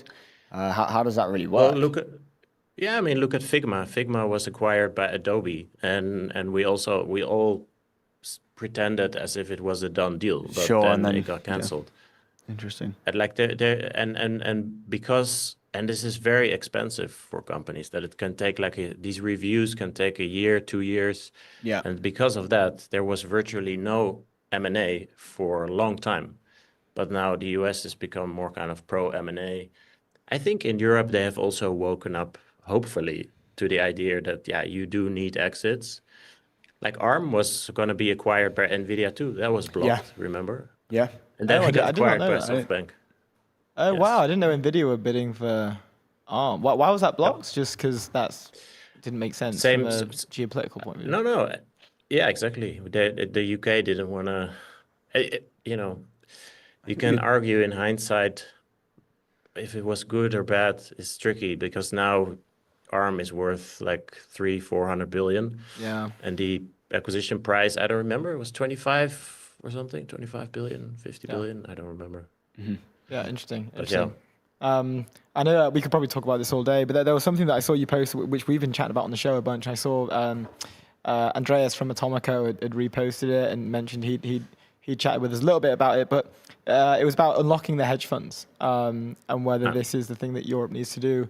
Would love to get a breakdown of your post. I thought it was excellent. And from the conversations that we've had, it seems like it is the thing to focus on in terms of like tuning that risk appetite a little bit more. But yeah, we're curious to get your thoughts on like what is the current problem and how do you think we can fix it? Yeah, so it's about pension funds. So the thing is, Europeans collectively save as much money as the United States, despite being a less wealthy region. We have a high savings rate, but we don't invest. So we put all our money, like I'm talking about in aggregate, yeah? Yeah. We tend to put almost all our money in either in bank accounts, repaying our mortgage. We put it in our house. Whereas in the US, people tend to invest in stocks and for the long term. Yeah. And so there's a lot more money being reinvested into the economy. And in Europe, as a result of that, we end up with a far smaller tech ecosystem. And the money that does get invested often actually, ends up being invested in the US stock market. Now, there are two sides to this. So you also have to wonder, okay, why is that? Is it maybe a problem that there are not enough investment opportunities or that they're not as good as in the US? There's, of course, also some of that. And, I've also argued for more flexible labor laws, and we just need to have way more pro-business environment in Europe in many respects. But it's also a matter of, like, if you talk with pension funds, and I was at an event in Copenhagen on Tuesday where there were many pension funds, like from Denmark, from Sweden, etc. They're sitting collectively on 15 trillion. Yeah. Whoa. They actually get. Generally, they really get this. Like they are on board with the idea. Like, yeah, we should be investing in our own innovation economy because this is not sustainable. We're becoming completely dependent on foreign technology.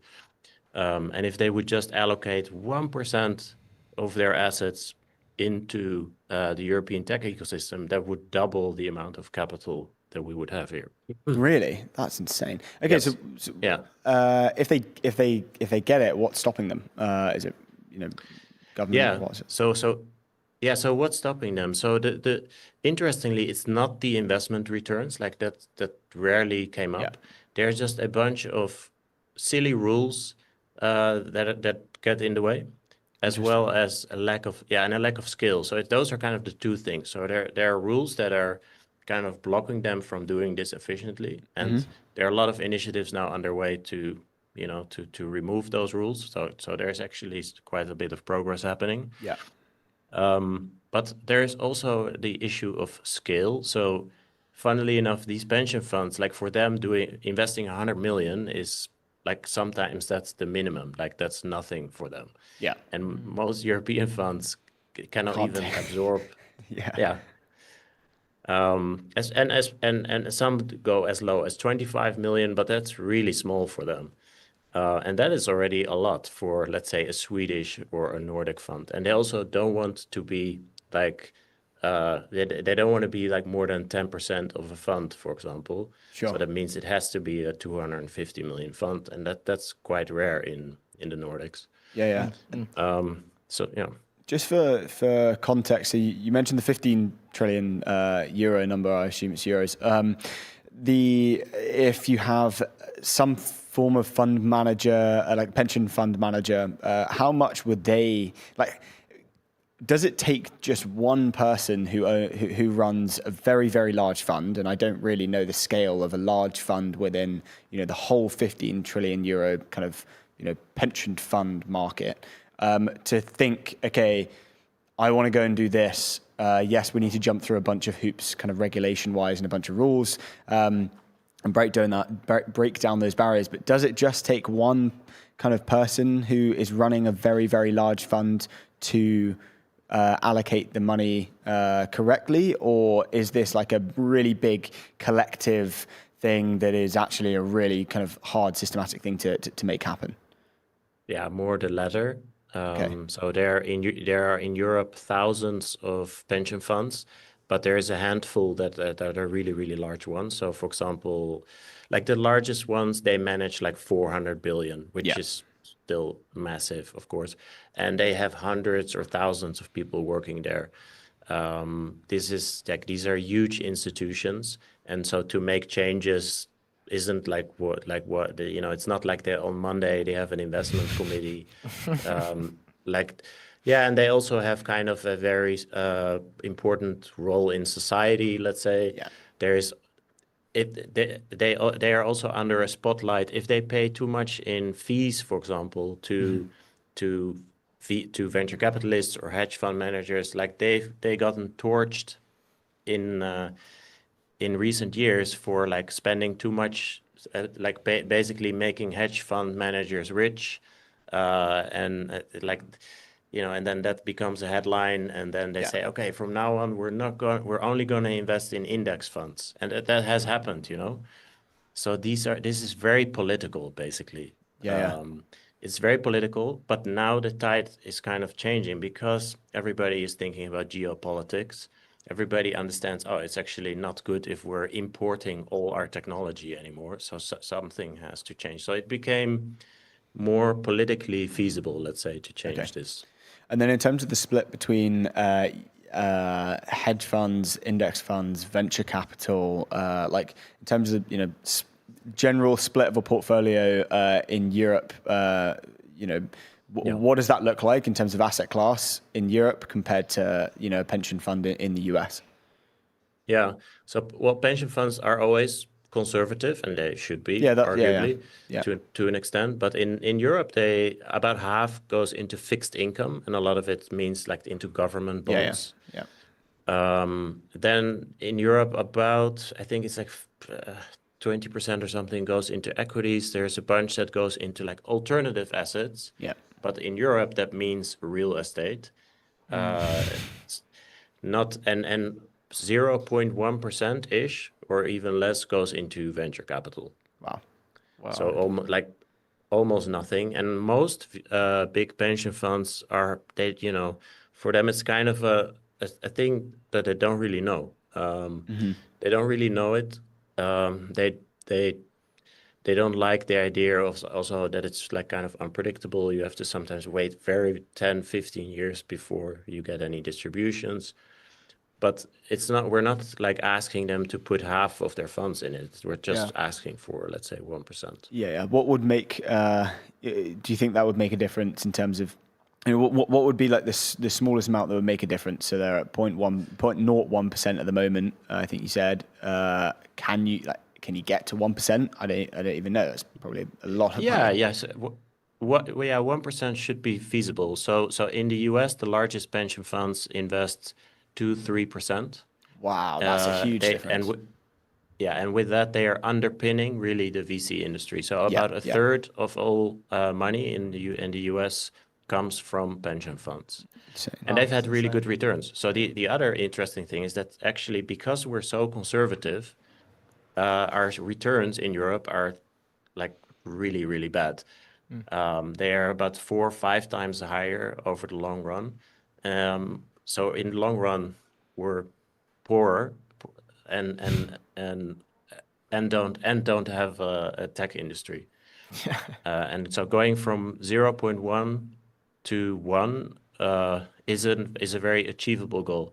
And you hear like people in the European Commission, they love to talk about, this savings and investment union and creating one capital market. That's like very ambitious and great. It's like it's as ambitious as creating a euro. It's good to be ambitious, but this is a much more incremental, achievable thing that you can do through boring, simple, small changes. You can incrementally actually absolutely change that from 0.1 to 1%. Yeah. And I hear that. It's pension funds control the world. We are learning, which is amazing. Yoram, thank you so much. We are slightly over, so we'll have to cut it there, unfortunately. But it's an open seat with you. We love chatting with you all the time, and we've been telling everyone about our graphs and our charts that are going up. That is fully from Dealroom data. A lot of the stuff that we've been putting out room is from Dealroom, so go check them out. Yoram, always good to hang out, man. All right, thanks. Cheers, dude. Good to see you. Before we have our next guest on MetaView AI agents for winning teams, the agentic recruiting platform built for radically efficient hiring end-to-end, source, engage, and hire better with agents that truly get your brief. Go to metaview.ai. Let's have our next guest into the arena when we can. We've got Ben, a co-founder at Influencer, coming onto the show talk about a new partnership they've got with Profound around GEO.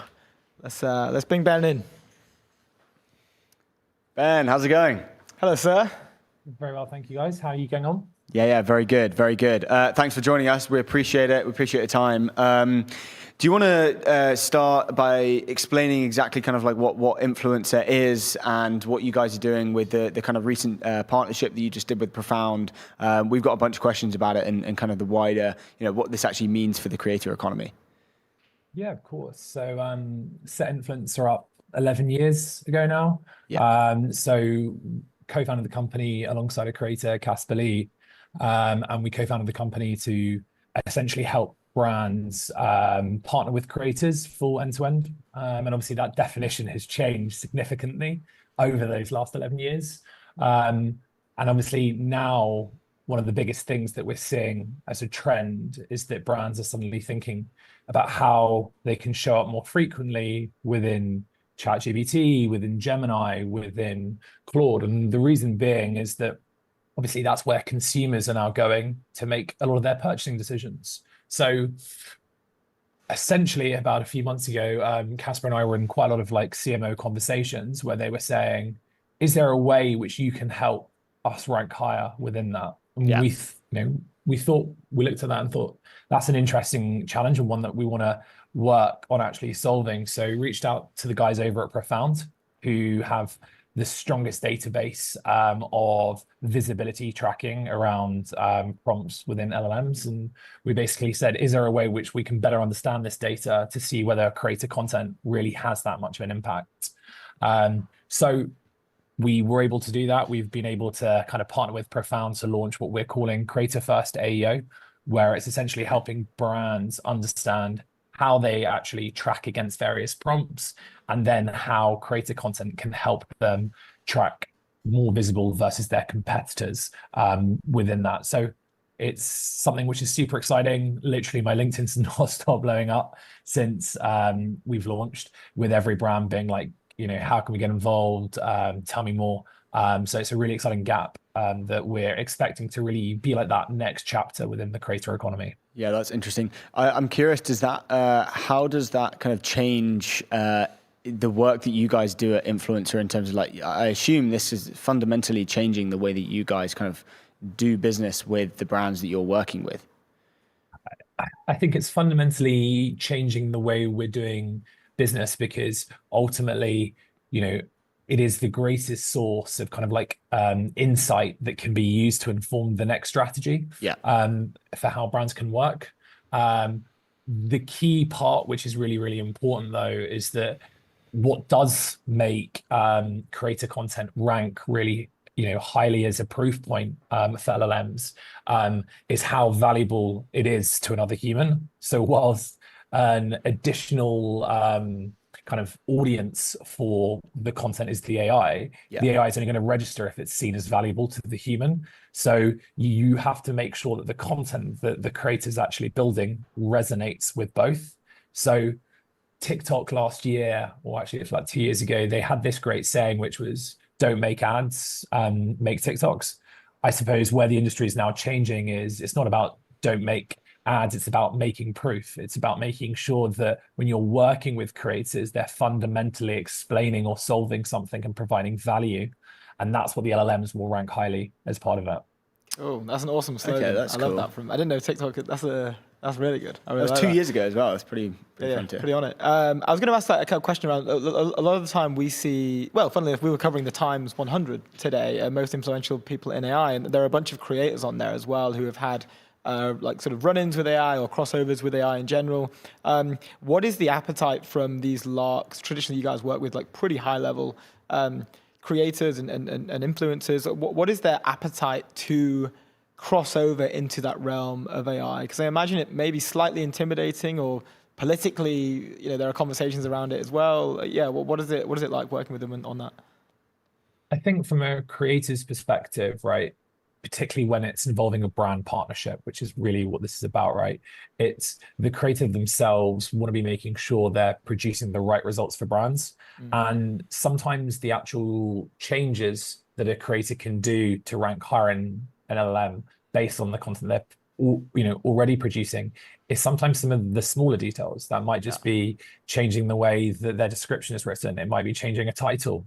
It might be changing some of the actual alt text within a YouTube video. All of these bits are surprisingly the changes which can have some of the largest impact. And obviously, what works today may not work next month. So that's why we partnered with Profound to really get that intelligence layer. So, particularly when we've been speaking to creators around this, they're really interested and excited because it means that they can have those stronger relationships with brands when they're working on those deals together.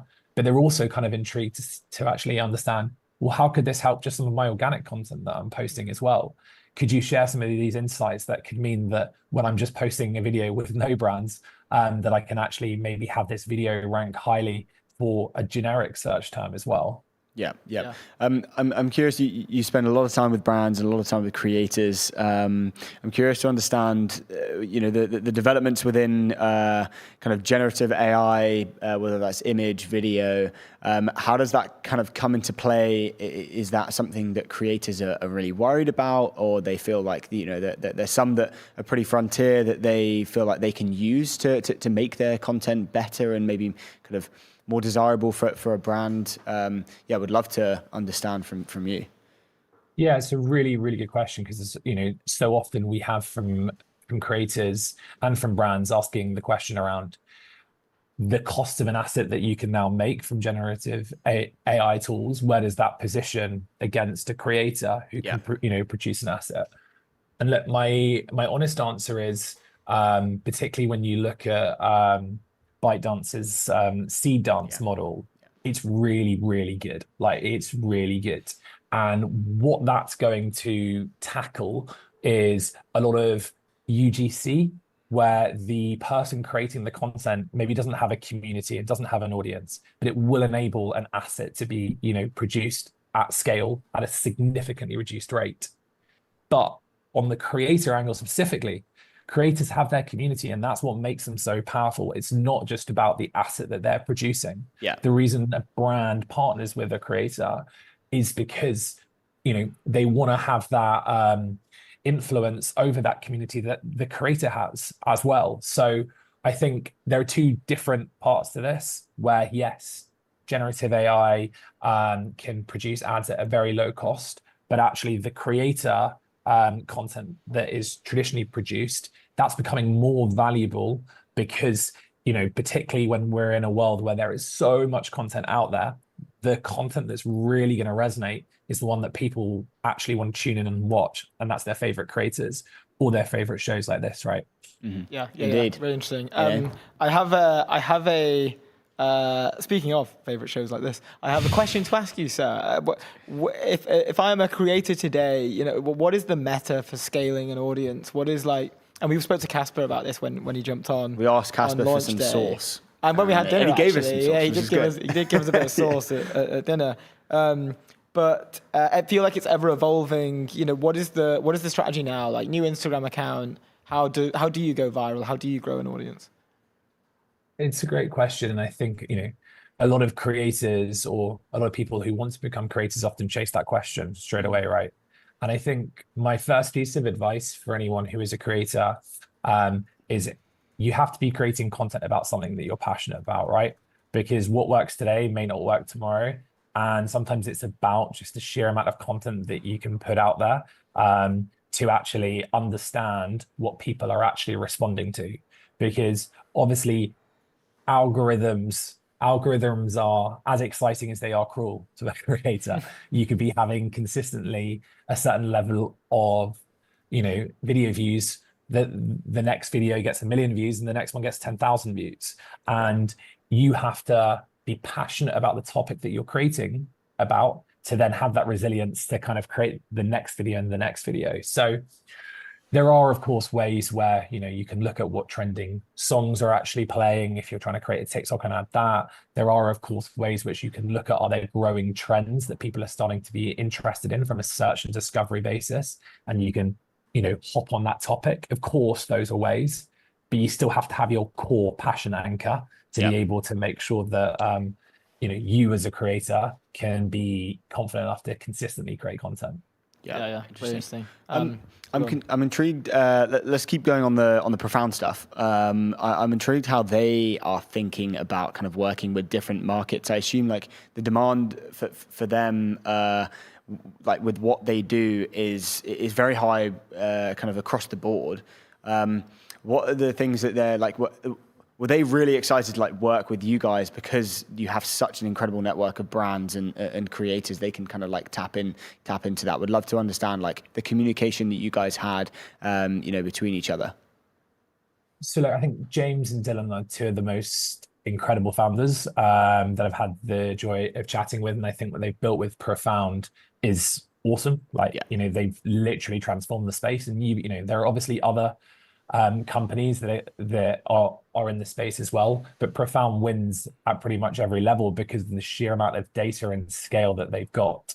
Now, Profound, I must admit, are the intelligence layer, but then obviously to then make that relatable and resonate with brands from a creative perspective, that's where we come in, because that's where we add our own intelligence from a creative perspective. That's when we change the way that our strategy actually is for our clients. So that we make sure that the brands are delivering the impact they expect from creator first AEO, so to speak. Mm-hmm. Yeah. Okay, interesting. And then just quickly on I know we're basically at time, but just quickly on like a very, very big brand and the CMO, like kind of what they're thinking, maybe what they're getting wrong, like say like I don't know, Nike or a Disney, like how can they how are they thinking strategically about what's going on in the kind of creator economy at the moment, and then throwing the conversation with AI in it as well? It seems like a pretty strange time. Yeah, so I suppose there's probably three avenues that you go with this. The first is that when you're working with a creator, don't just see a creator as an individual activation one-off. It's really about seeing that creator as how are they brought into your wider mix. So I'm not just saying book creators for more than one post. Yeah. That's like what someone would tell you about 5 years ago. I'm saying, how do you bring creators more into the conversation? Where can creators actually be part of your internal strategy meetings? Can creators actually be involved in broader things that relate to your business? Like we've had brands actually have creators give feedback on products that have not yet been released to market, right? That's powerful. Yeah. Now, the reason I'd say that is the second point is creators are basically the largest research layers out there, because they have these communities who are consistently DMing them, commenting on their actual posts. Now, the reason why that's valuable is brands can tap into that. And that's another piece that we typically say to brands, is that the next brief is in the comments, because often what consumers are searching for, they've already written on a previous brand deal, so to speak. Mm-hmm. So you need to be able to move fast on that perspective. And that's often where, the bigger brands, the more enterprise brands, they want to use agencies who are able to help do that. And then finally, I think, one of the things which we're seeing more and more of is the definition of using creators has changed. What worked 5 years ago, what worked last year doesn't necessarily work today. Obviously, creator AEO is the future, but we're also seeing huge demands for how creators play a role in commerce as well. Yeah. And having not just their affiliate networks, but also their creator affiliate networks as well, particularly with the rise of TikTok Shop. But that's a whole nother 20-minute conversation, which we probably don't have time for. Well, Ben, we'll have to run it back and get you on again.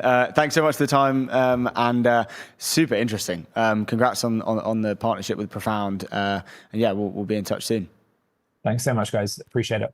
Good stuff. We'll see you soon. Great to meet you. And Jeffries. Hex, the AI analytics platform where trust meets insight. Hex helps teams of all sizes by giving teammates the ability to get insights from their data wherever they work. Go to hex.tech. Flying in next, we've got Saeed at HV Capital. But before that, we've got a little break so we can go back to some more news. Let me share with you what is next on the docket for today. It is such a good story. I just had to bring this up. It's about a little friend called Claude. This was a piece in the WSJ today. The uninvited guest who crashed our family vacation. My mum's AI chatbot. So the AI chatbots are coming for the family time. It reads almost like a child's novel, like the Tiger Who Came to Tea. That was one of my go-tos when I was about 4. It's Max's go-to now. Now Max is Max is a big Captain Underpants guy. I'm going to wait for him to... I'll come back on the feedback a couple minutes later. But anyway, I thought this piece was really interesting. Every year, my family gathers for a vacation. Just the four of us, my mum, my dad, my sister, and me. This time, however, my parents brought a fifth member to our New England getaway, Claude, Anthropic's AI chatbot, or as my mum calls it, the nice man who answers all my questions. It's really good. Give it up for the nice man that answers your mum's questions. I love that. Monsieur Claude. My parents, lawyers in their 70s, live in Australia. My dad is pretty hip to tech, but my mum has always been a proud Luddite. She'd sooner use a carrier pigeon than Zoom and couldn't care less about social media. I don't need to see photos of every flower in my friends' gardens. It's a quote from her. She sounds like a bit of a legend, to be honest. 2 weeks before our vacation, however, she heard her company was strongly encouraging employees to use AI. Quick, she said to a colleague, show me how to use Claude. As we gathered for breakfast at a seaside hotel in Newport, Mum announced that she, like Dad, was smitten. Morning, Claude, she typed on her phone while my eyes rolled so violently they nearly flipped my eggs over easy. I feel like Matthew McConaughey should be reading this. It's beautifully written. You kind of look like Matthew McConaughey. Okay. Look at that. Okay. Valerian coming in with the clutch as usual. Valerian, thank you, Valerian. That's lovely. That's so great. It is right now. That is on. Valerian. On the yeah, Valerian lets your organization deploy AI. You control your data, your agents, your keys. Stop renting your intelligence. Go and own it. Go to Valerian.com. We love to see that getting up there. I had to get that up. No, please. It's a lovely image. Carry on, James Bond. I shouldn't judge my parents for embracing a tool that helps them stay relevant, but I will.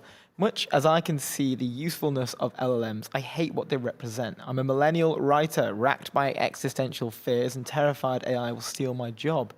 My parents, near the end of their careers, are far more open to a bot's benefits and tolerant of its bootlicking. Bootlicking, this is saying like the AI is just sounds like she's jealous of Claude, if I'm honest, the way I'm receiving this messaging right now. She mentions, my sister and I, both in our 30s, treated the vacation as a digital escape. I read print newspapers, she tore through Sudoku books, and we called friends for travel tips. Our parents, meanwhile, had poor Claude working overtime on matters related to holiday logistics, ice cream stops, and not searching an endless stream of random history trivia. And what do you think about the Claude invading the family holiday? Would you bring Claude on your family holiday? Would you get AI pilled on vacay? I feel like it. So I'm pretty sure my dad will be watching right now. I went on a cycling trip with him a few weeks ago. Yes. And we were cycling through the campsite. We were in the beautiful mountains just at the base of Alpe d'Huez, and there was a man with his camper van had broken down. And he was trying to figure out how he was going to figure out, how to sort his VW out. And I hopped straight onto Claude, walked up to him. I said, "What are you looking for?" He told me. I can't remember now, but he told me. I took a picture of, the engine and what model the VW was and everything. Whipped it into Claude and said, "Yo, looking for this. Can you locate it?" I did it, and the man located what he was looking for. I don't know if that directly helped him fix the problem, but it did show him where to look for the I don't know what he was looking for in the engine, but it was like Claude was like, this is this model of car this year, blah blah blah. Normally they're here, but because of this version of the VW camper, it's actually next to this. And you'll see it because it's like a red nozzle or whatever it was. Yes. So I think bringing Claude to your holidays is actually a lifesaver. Yeah, I love AI. So I had I do love AI. So I had a similar experience with Claude. I was at a friend's house. There's a few of us, 6 or 7 of us, having a bit of a get together. And this friend of mine has a bar in her garden area thing, and I was tasked with someone else to go and make drinks for the group. and I don't know how to make most cocktails. Yeah. It was more like I didn't volunteer or select it. I think it was like randomized. They were maybe testing you. Maybe it was a test. What were you tasked to make? Anything, just go make drinks. Like, if we don't care what it is, just like see what. And this is the thing, that they didn't know. You can make what a G&T. Oh yeah, that's, can't mess up a G&T. Well, you can actually mess up a G&T, to be fair. But they didn't know what ingredients they had. They didn't know what they had. She has a big bar. Okay, so you had to go vibe cooking. So there's a lot, vibe cocktail making. Yeah. I just took a photo of the whole thing. Nice. And then was like, based off what I see here. Let's go. Based off what you see, what can I develop? What can I? And it came back and was like, okay, like you've got this top shelf, three in from the right. Oh, incredible! You've got this, and this is what it's commonly used in. Yeah. I can see these ingredients on the side that would also go with that. Sure. And I was blown away. I was Claude like, this coming is in AGI. clutch. Like, this is let's go. This is AGI. The MVP of the cocktail party. Forget Grokbot. Grokbot's not AGI anymore. Let's go. Unfortunately, by the way, Yoram has just pinged us a minute ago. He says list of blocked tech acquisitions, and he's CC'd us. We can pull this up. Sam, I've got it up. List of Block Tech acquisitions. Major acquisitions are basically off the table. This means having one hand tied behind their back at a pivotal time. So Microsoft, Yahoo, probably quite happy they dodged the bullet with that one. Diversify online services compete with Google boost ad revenue. I think that's probably, is that why they weren't? I think so, yeah. Sorry. Yeah. I think, and then Visa. That's the reasons for the acquisition. Right. Okay. Yeah. Visa into Plaid, expand into fintech. They didn't buy. So Visa were going to buy Plaid, but they couldn't. Expand to fintech, access customer data, blah blah blah blah. Pretty standard. Arm was the most important, the most interesting one. We had Herman. Herman told us about this. He did mention this. On the show, very briefly. I'm sure he did. Did he? Yeah. He mentioned this. I'm pretty sure. Or we've talked to someone about this. But anyway, Arm is no longer being acquired by Nvidia. That was back in 2020, and now is crushing as they have been since they were public and before. But anyway, we can pull that down and keep going with the article. Interesting, a bunch of them. Figma and Adobe, that was a big one when it came out, and then when it fell through, it was even more crazy. Yeah, well, to be honest, there's not really too much left in here. It just kind of goes on about the back and forth between this person's mum and Claude. Okay, well, let's talk about South Korea. Yes, I would love to talk about South Korea. South Korea, this is an article in the Wall Street Journal. South Korea's AI for all push gives free access to every citizen. Seoul wants to direct use of homegrown AI chatbots to reduce reliance on the US or Chinese options, footing the bill and offering unlimited tokens. Seoul, in South Korea, plans to give its entire population free access to generative AI services, the first major state-led offering treating the technology akin to a public utility. Interesting. Okay, the program seeks to connect more South Koreans to homegrown AI chatbots with the goal of advancing the country's push for AI sovereignty. By giving premium-level AI services to its citizens, South Korean officials hope to avoid an over-reliance on models from the US or China. Should we pull this up and change our stuff? I think Sam's working on it. On Friday, Seoul said 3 tech consortia will provide the public services for the government's AI for All initiative. The chosen groups include the country's 2 largest telecom companies and operator of Kakao, South Korea's so-called Everything app. The free AI program starts beta testing in September. A full rollout will occur later this year. The South Korean government, for its part, will split among the 3 tech consortia up to 512 NVIDIA's high-end B200 chips and help cover operational expenses.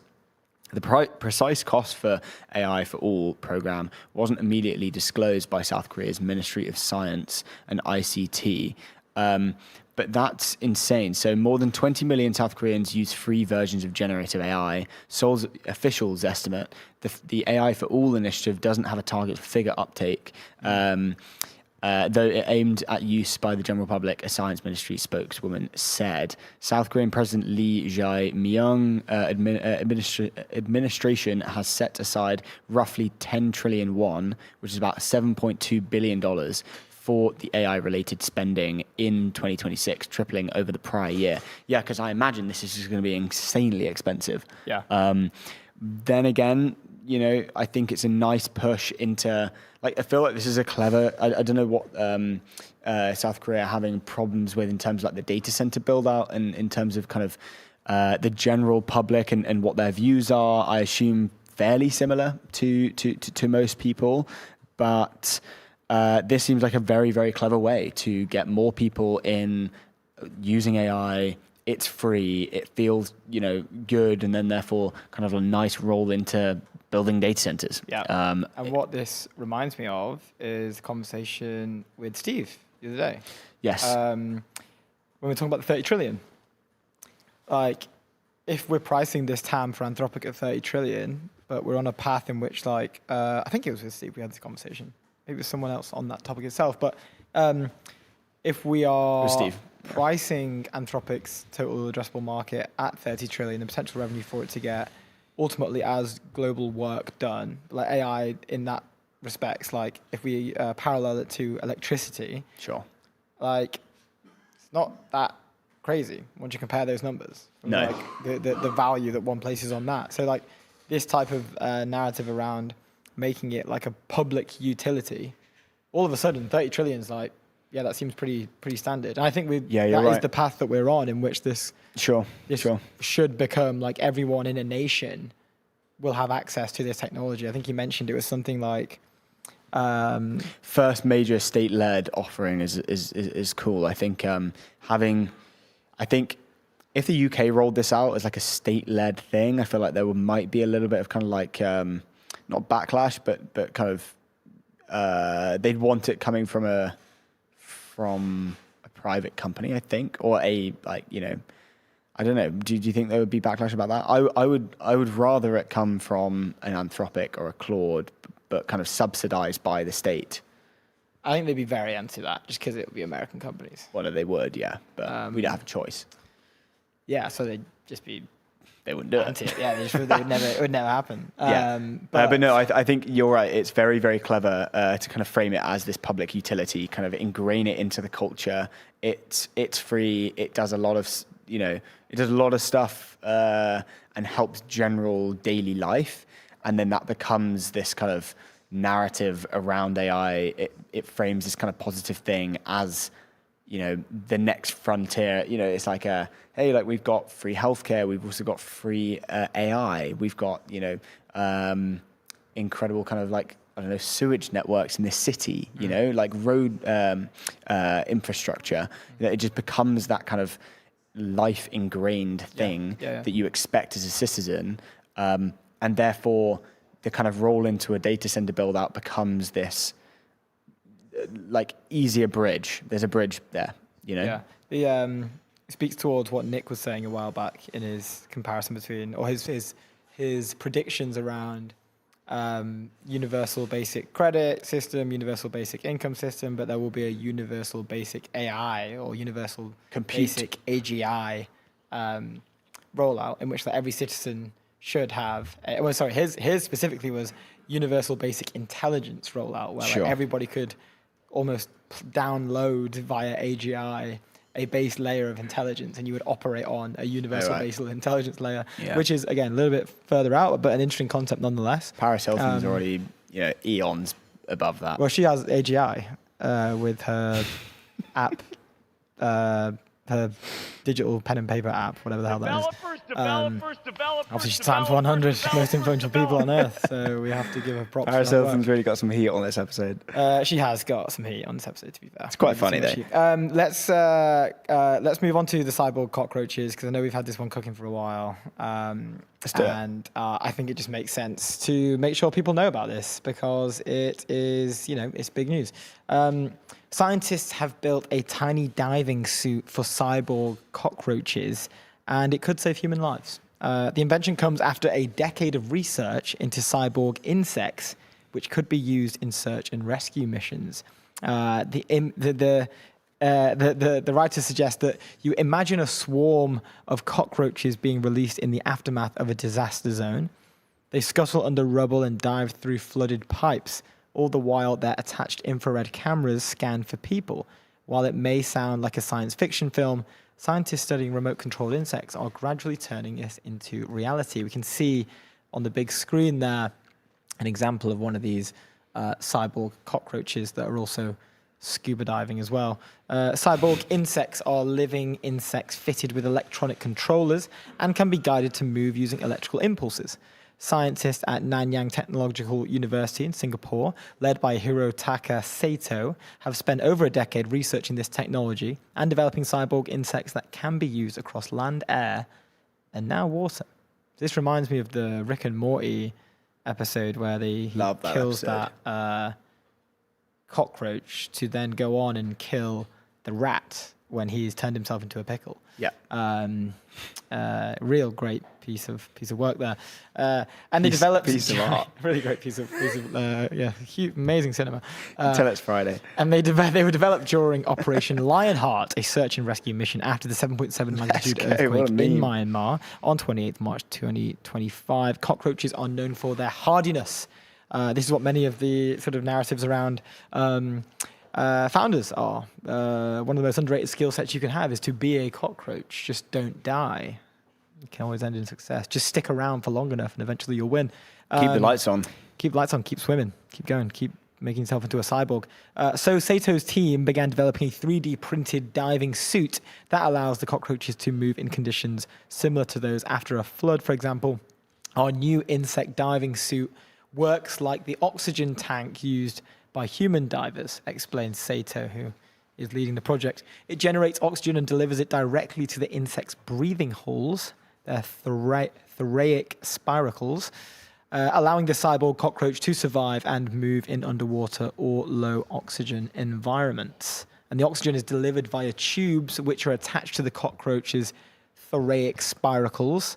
The researchers say that these can be later removed without causing pain or harm to the cockroaches. So no cockroaches were harmed in the making of this news article, which you love to see because cockroaches' lives matter too. What do you think? Just so I'm clear, can they control the cockroaches? Yes, via electrical impulses. Okay. Wow. Yeah, so they're tagged into the brain there. They'll have telecommunication within the cockroaches. They can just control them through electrical impulses to the brain, and that will move the limbs and get them going in there.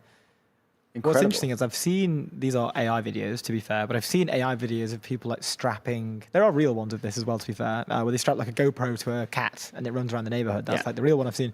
But there are now AI videos where they'll strap like a GoPro to like a rabbit and then it'll run down a hole and they'll track like, underground, going through these little cavernous areas and all that kind of stuff. I mean, the ones I've seen, maybe there are real ones of that as well. The ones I've seen are definitely AI. Ones I've seen that AI, they go down the rabbit hole and there's a body down there. Oh, wow. Have you not seen those ones? No. That's there's like a little like rabbit rave. Oh, yes. Definitely Sorry. seen that. Okay, yeah. I've seen the parties. They went mega viral. Where they go, yeah. I've seen the ones where I haven't seen a real one. Where there's a big party. But no, interesting. I think that's obviously very clever. Very, very clever. Anyway, Airwallex, leave outdated business banking behind with Airwallex, Dealroom, financial platform built for the pace of modern business, multi-currency accounts, corporate cards, expense management, online payments, all in one platform. Go to airwallex.com. Should we jump into bangers of the day? Yeah. Are we bringing Saeed in here? I realised we're like over when he was meant to come on. I didn't realise. Where is the geezer? Where is the geezer? Indeed. I'm chatting to him now. Okay. I think we should start on bangers of the day while we're here. Sam, can I get you to pull this up for me? So Kevin Durant came out obviously as a Hugging Face investor. Oh, he's in the waiting room. Oh, he's here? Yeah. Sam, can we let him in? No need to pull this up. Take Kevin Durant off the screen and get Saeed in. 1,000 apologies, Saeed. He's been in the waiting room while we've been talking about cyborg cockroaches. Oh, he may be in a G meet and we have a Zoom. Let me check. Alex, can we get the? I know there's a Zoom there. Oh, but there's also a G Meet on the thing. Okay. Saeed, if you're listening, get out of the G Meet, get in the Zoom. Sorry, bro. That's all bad. I'll text him as well. Whoops. Hey. Sorry.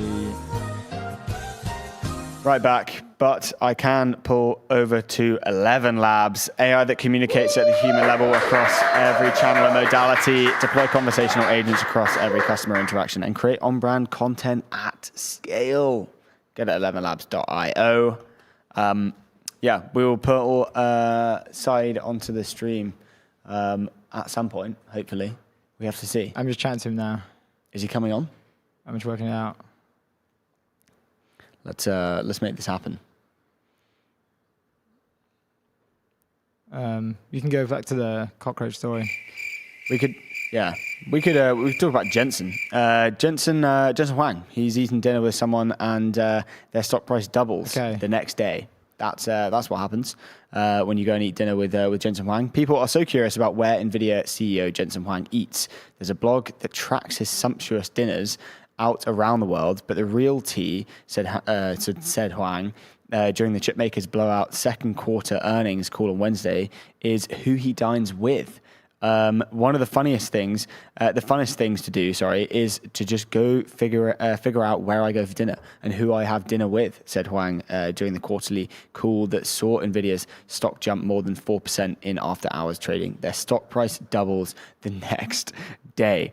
Huang was responding to a request from an analyst at Goldman Sachs to rank the most acute constraints on NVIDIA's ability to meet customer demand against the backdrop of the blockbuster 70% revenue growth the company projected for the next fiscal year. The figure was significantly higher than analysts' 44% estimate. Huang and NVIDIA CFO Colette Kress specified that there will still heavily supply constraints holding back the $5 trillion chip maker. Okay. Saeed. Pause. Let's get him in here. We've let him down. We've sent him to the G Meet. He's meant to be in the Zoom call. It's all our fault.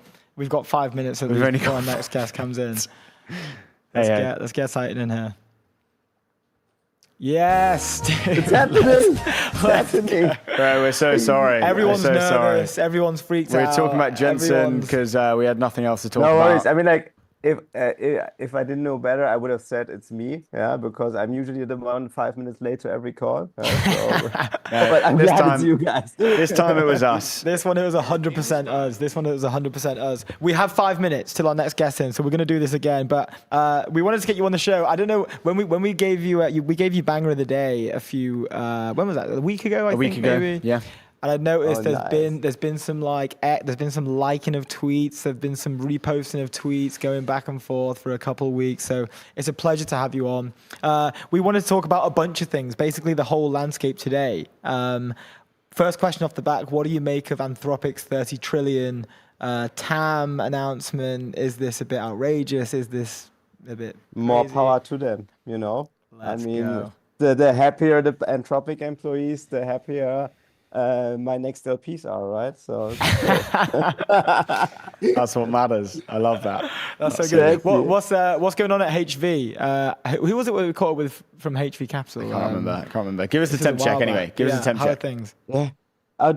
Things are well. I mean, like the Americans are preparing for Burning Man, right? And I mean, I think the East Coast is preparing for US Open, so it's European late summer. So we're doing well here in Berlin. So excited for the next couple of months. I love that. Do you feel a slowdown when the US Open and Burning Man is on from the US side? That it's a chance for the Europeans to get ahead.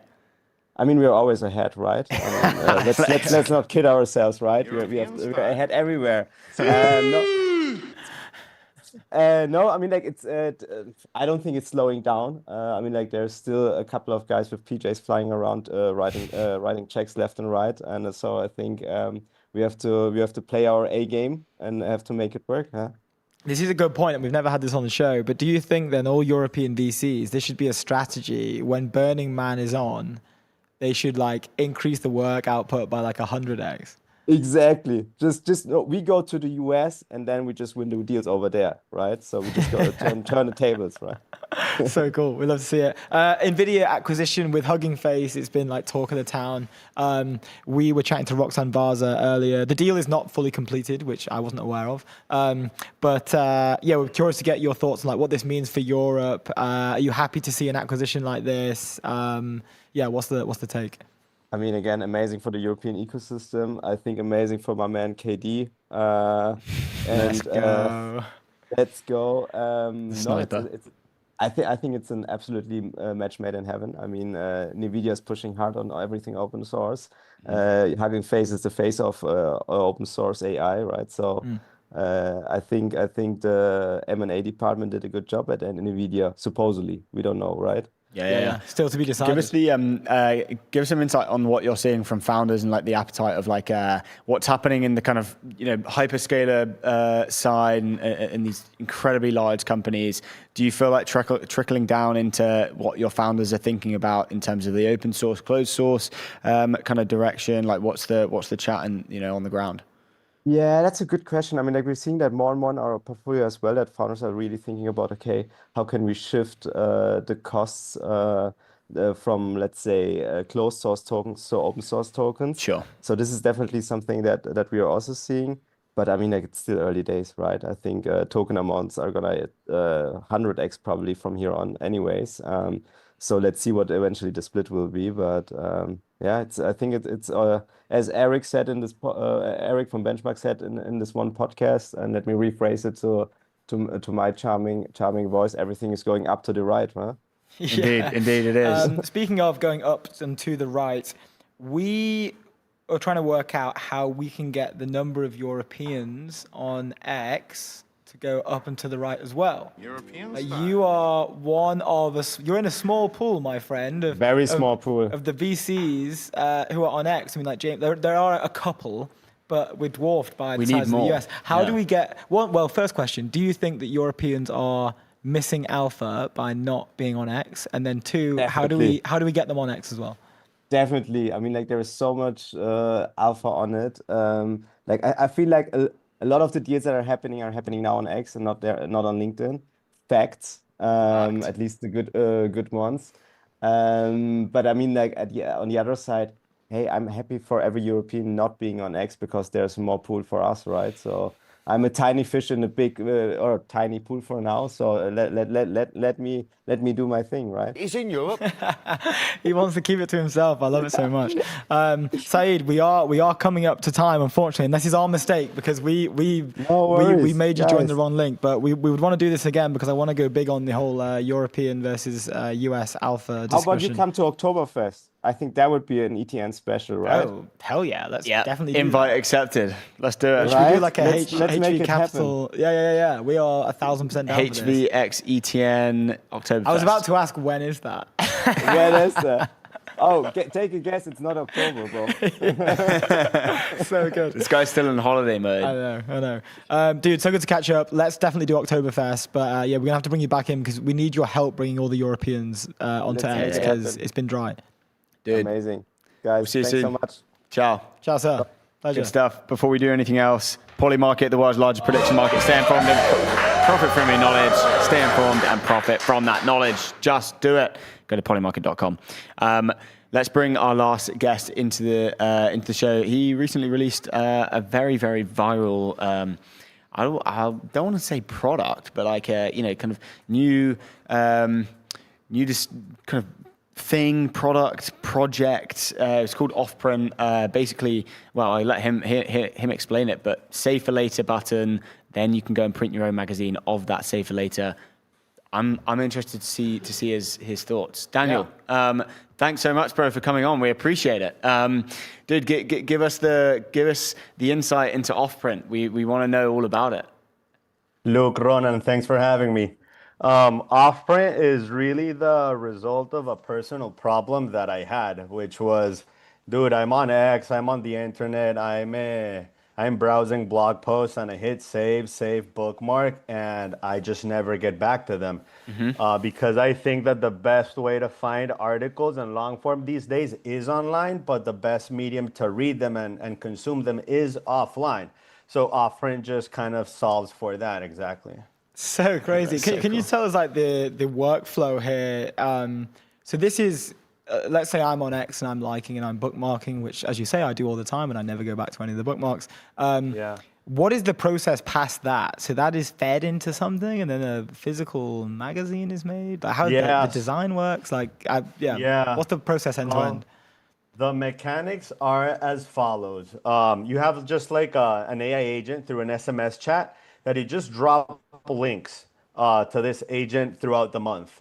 So it could be a tweet, an X post, an X article. It could be a blog post. It could be a Substack. Anything that is paywalled, you must have access to. Obviously, Offprint can't bypass these for you, but you just send links all throughout the month. And then on the first of each month, the agent's like, hey, what's up? Like, these are all the 12 articles you have.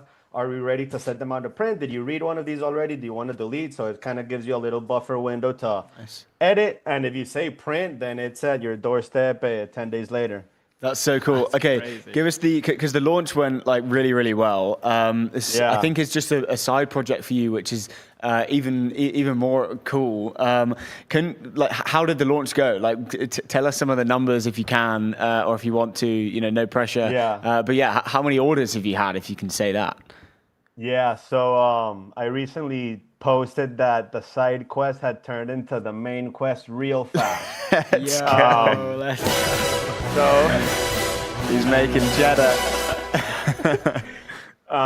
This project has 30 days. It's 30 days old. Yeah. The first commit was July 27th, so a month from today. I run also Blok, which is a physical solution to digital distractions. It's an app that you tap to block distractions. You have to tap back again to unblock these, right? And we have 10,000 users using it on a monthly basis, and we prevent 1 year of doom scrolling every day. So that is my main gig. But I was like, shoot, let me try to solve this. This was a shower thought.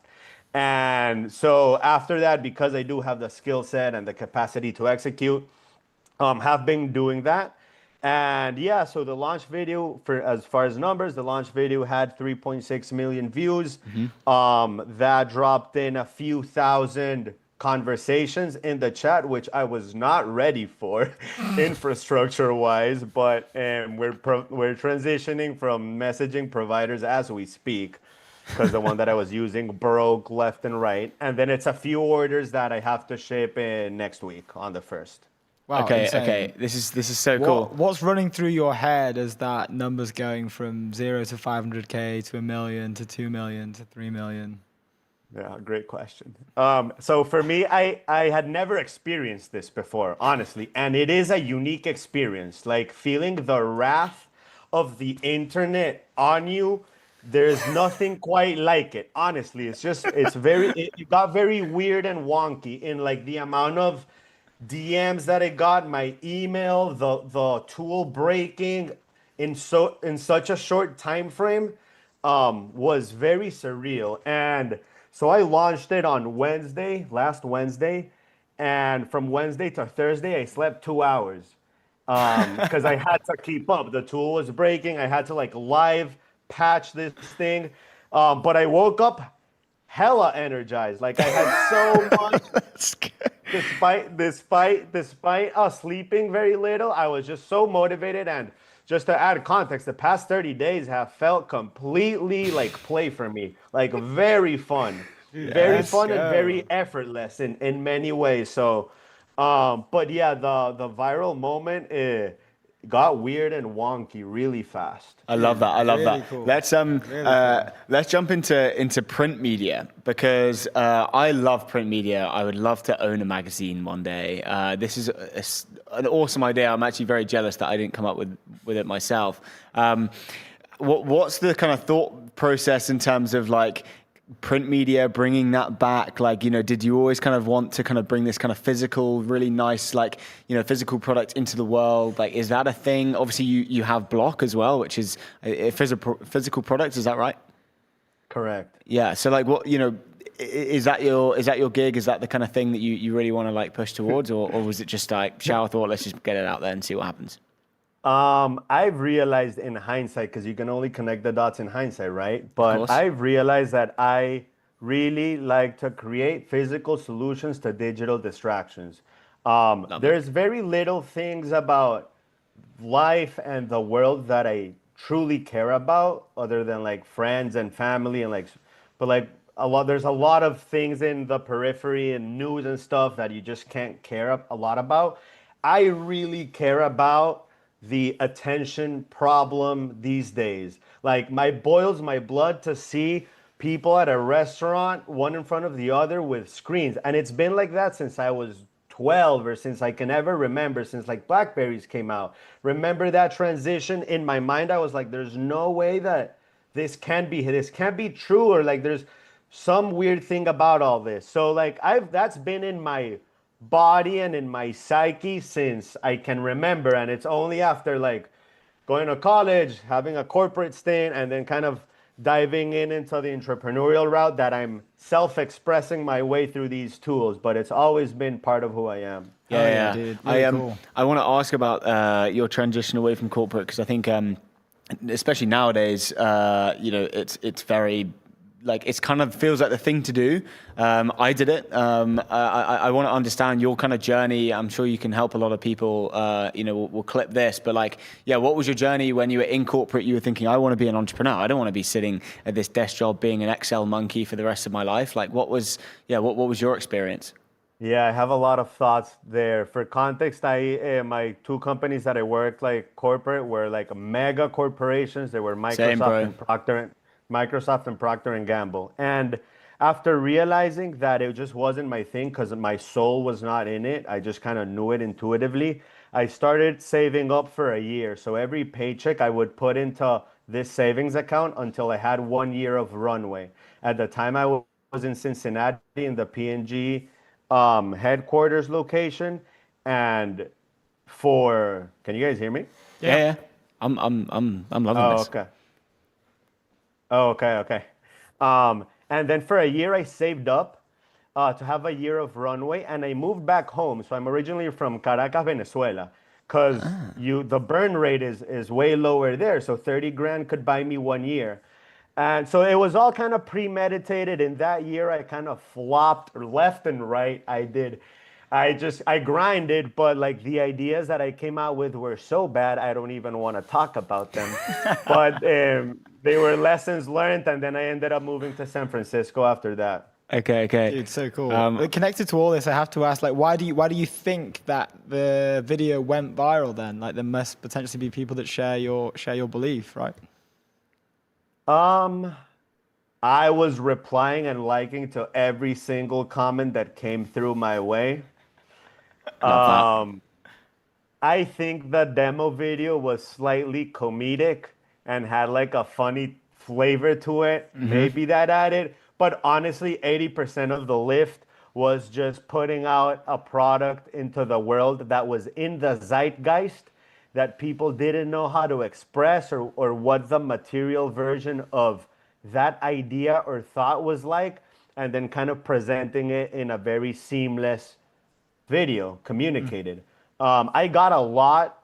One of the things that surprised me the most out of this video was a lot of people like you, Luke, saying like, shoot, like I've thought about this, or this was in my to-do list, or I really wanted a version of this. I thought about this for a long time.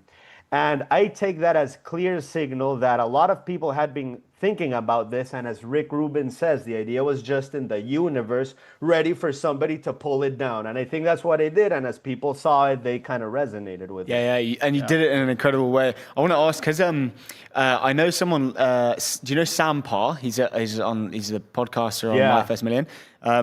He would love this idea. Has he been in touch? Has he like interacted with this yet? You need to get it in front of him, because he would absolutely love this. I know that.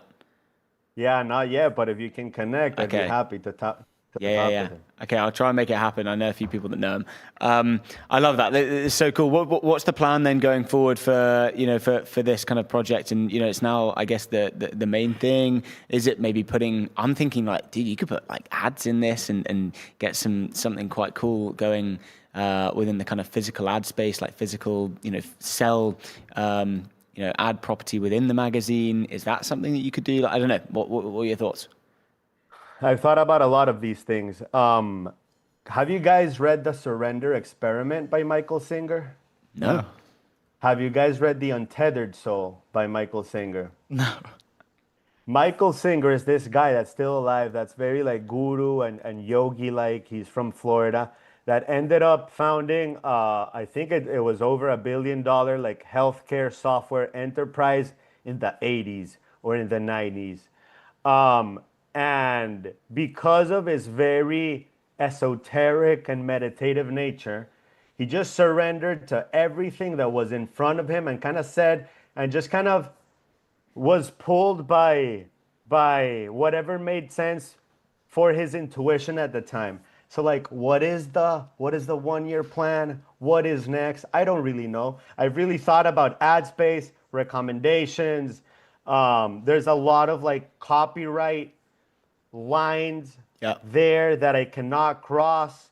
And so those two ideas, like me recommending articles or me selling ad space, I don't know yet what the stance on there is. I'm lawyered up at this point, so I'm kind of understanding the lay of the land with copyright. But the legal framework to which understand off print is like it's a print shop. You hand over USB to a print shop and they hand it back to you. I never breach any access controls.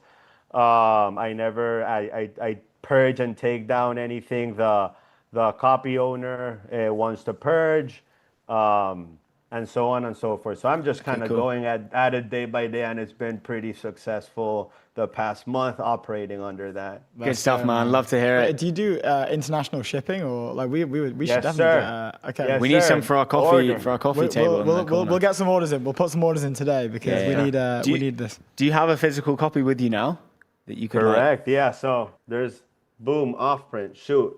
Where we can't see it. It's a little bit on blur. Put it. Oh wait, there we did. You're blurred. Oh, there we go. Oh, look at that. Give it a little flick through. Boy, let's go.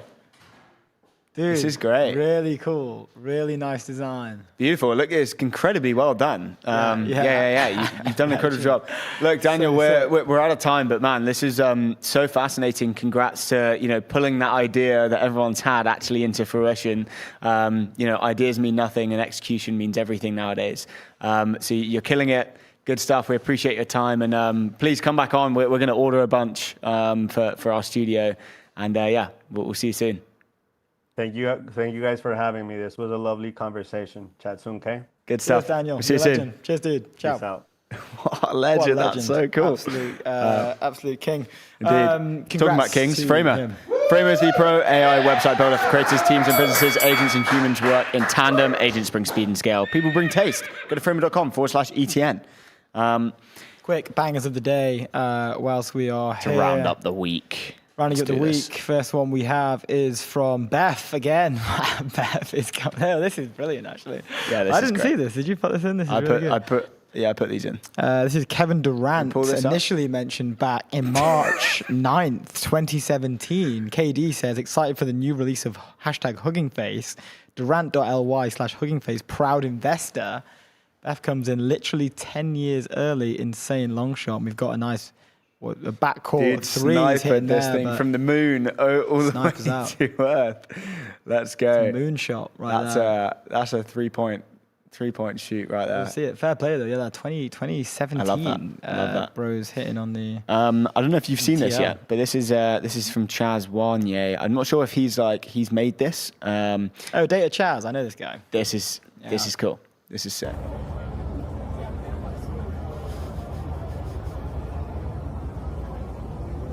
That's Salt Bay. It's like integrating memes within. Look at this. No, Salt Bay comes later. Here we go. This is Salt Bay.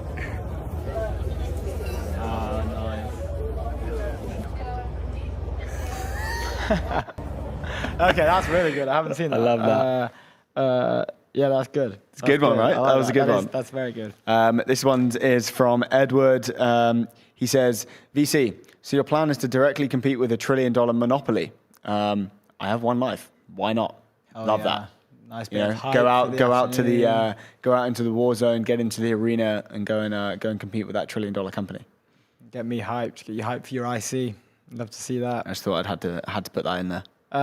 This is one around this is Rahul at 0 interest rates. No, go down to the first bit. We need a bit of background on this. The Presidio Trust is searching for its next CEO. We're seeking an exceptional leader to advance our public mission, ensure long-term financial sustainability, and guide the Presidio's next chapter. Learn more and help spread. So they're looking for a CEO, you know, someone to champion sustainability, someone to really make sure that Presidio is, you know, the Presidio Trust is green, is sustainable. It's growing. They got the salary down there as well. Starting salary, 325K. Big role, big benefits. Indeed. Then Rahul comes in with the banger. Getting appointed as the new CEO of the Presidio and immediately turning the land into a giant data center. Let's go. We need more of that. We're here for it, especially in Europe. We're huge fans of this. I'd back that person who does it. Yeah, we would love to see more of that. Thank you for your attention to the matter, Rahul. This is from Kevin, a cool little quote post off Modern History. This is when back in the day when Bill Gates jumped over a chair to show his chair jumping skills. Kevin goes, incredible aura gamble. Can you imagine Sam Altman attempting and failed this? He's tried, it's true. I love that. Incredible aura gamble. How can we do more aura gambles at ETN? Huge aura gamble. That for me, to be honest, I didn't know the music was there. The music just kind of made that for me. Indeed. Next one. Oh, this is the last one. Oh, this is hilarious. I love this. So we had Banger of the Day yesterday about branding up your triathlon bike and triathlon suit. Alex is branding his lunch. Buying lunch is expensive, so I'm selling ad space. 3 premium placements across my meal deal, varied locations and pricing tiered by the quality of the item. I will see your logo for at least 3 days while I keep forgetting to take the wrappers out of my room. He's pricing incredibly well. I'd buy some ad space on that deserves more than 2.4. Ex-Lucozade bottle. You know, full wrap from maximum brand exposure from every angle. But I like how he owns it. He owns the fact that, these will hang around for quite a while. Yeah. They won't go straight in the bin. Yeah. Also, Alex is he's an enterprise buyer. You want to get in front of Alex. So I think, he's in the ICP of that enterprise brand that's gonna snatch that up. For sure. That's premium real estate right there. Ramp's probably sniffing all around Alex. Yeah, without a doubt. To get that ad space. Anyway, what do we think? For me, it's got to be the aura gamble. Incredible aura gamble. It's got to be the aura gamble for me. Kevin, right, let's get the music back Kevin. up. Let's get the music back up. Yeah, let's get that music on. It's an incredible aura gamble. I think we need the tunes, but that's Banger of the Day. Yeah. What is it, Alex? What is it? Very good. Well done, Kevin. Incredible. Huge from Kevin. Incredible aura gamble for going for Banger of the Day. And it paid off. It does. It paid off. Anyway, Huge that work. is the show. That is the week. Thank you so much for tuning in this week. We appreciate you. Go to etnshow.co. We do a daily newsletter where we say everything that we're going to do on the show. So you get it right as we go live. So you're staying up to date for everything tech-wise. Thanks for joining. We'll see you soon. Ciao. Have a great weekend. Love you loads. Bye. Ciao.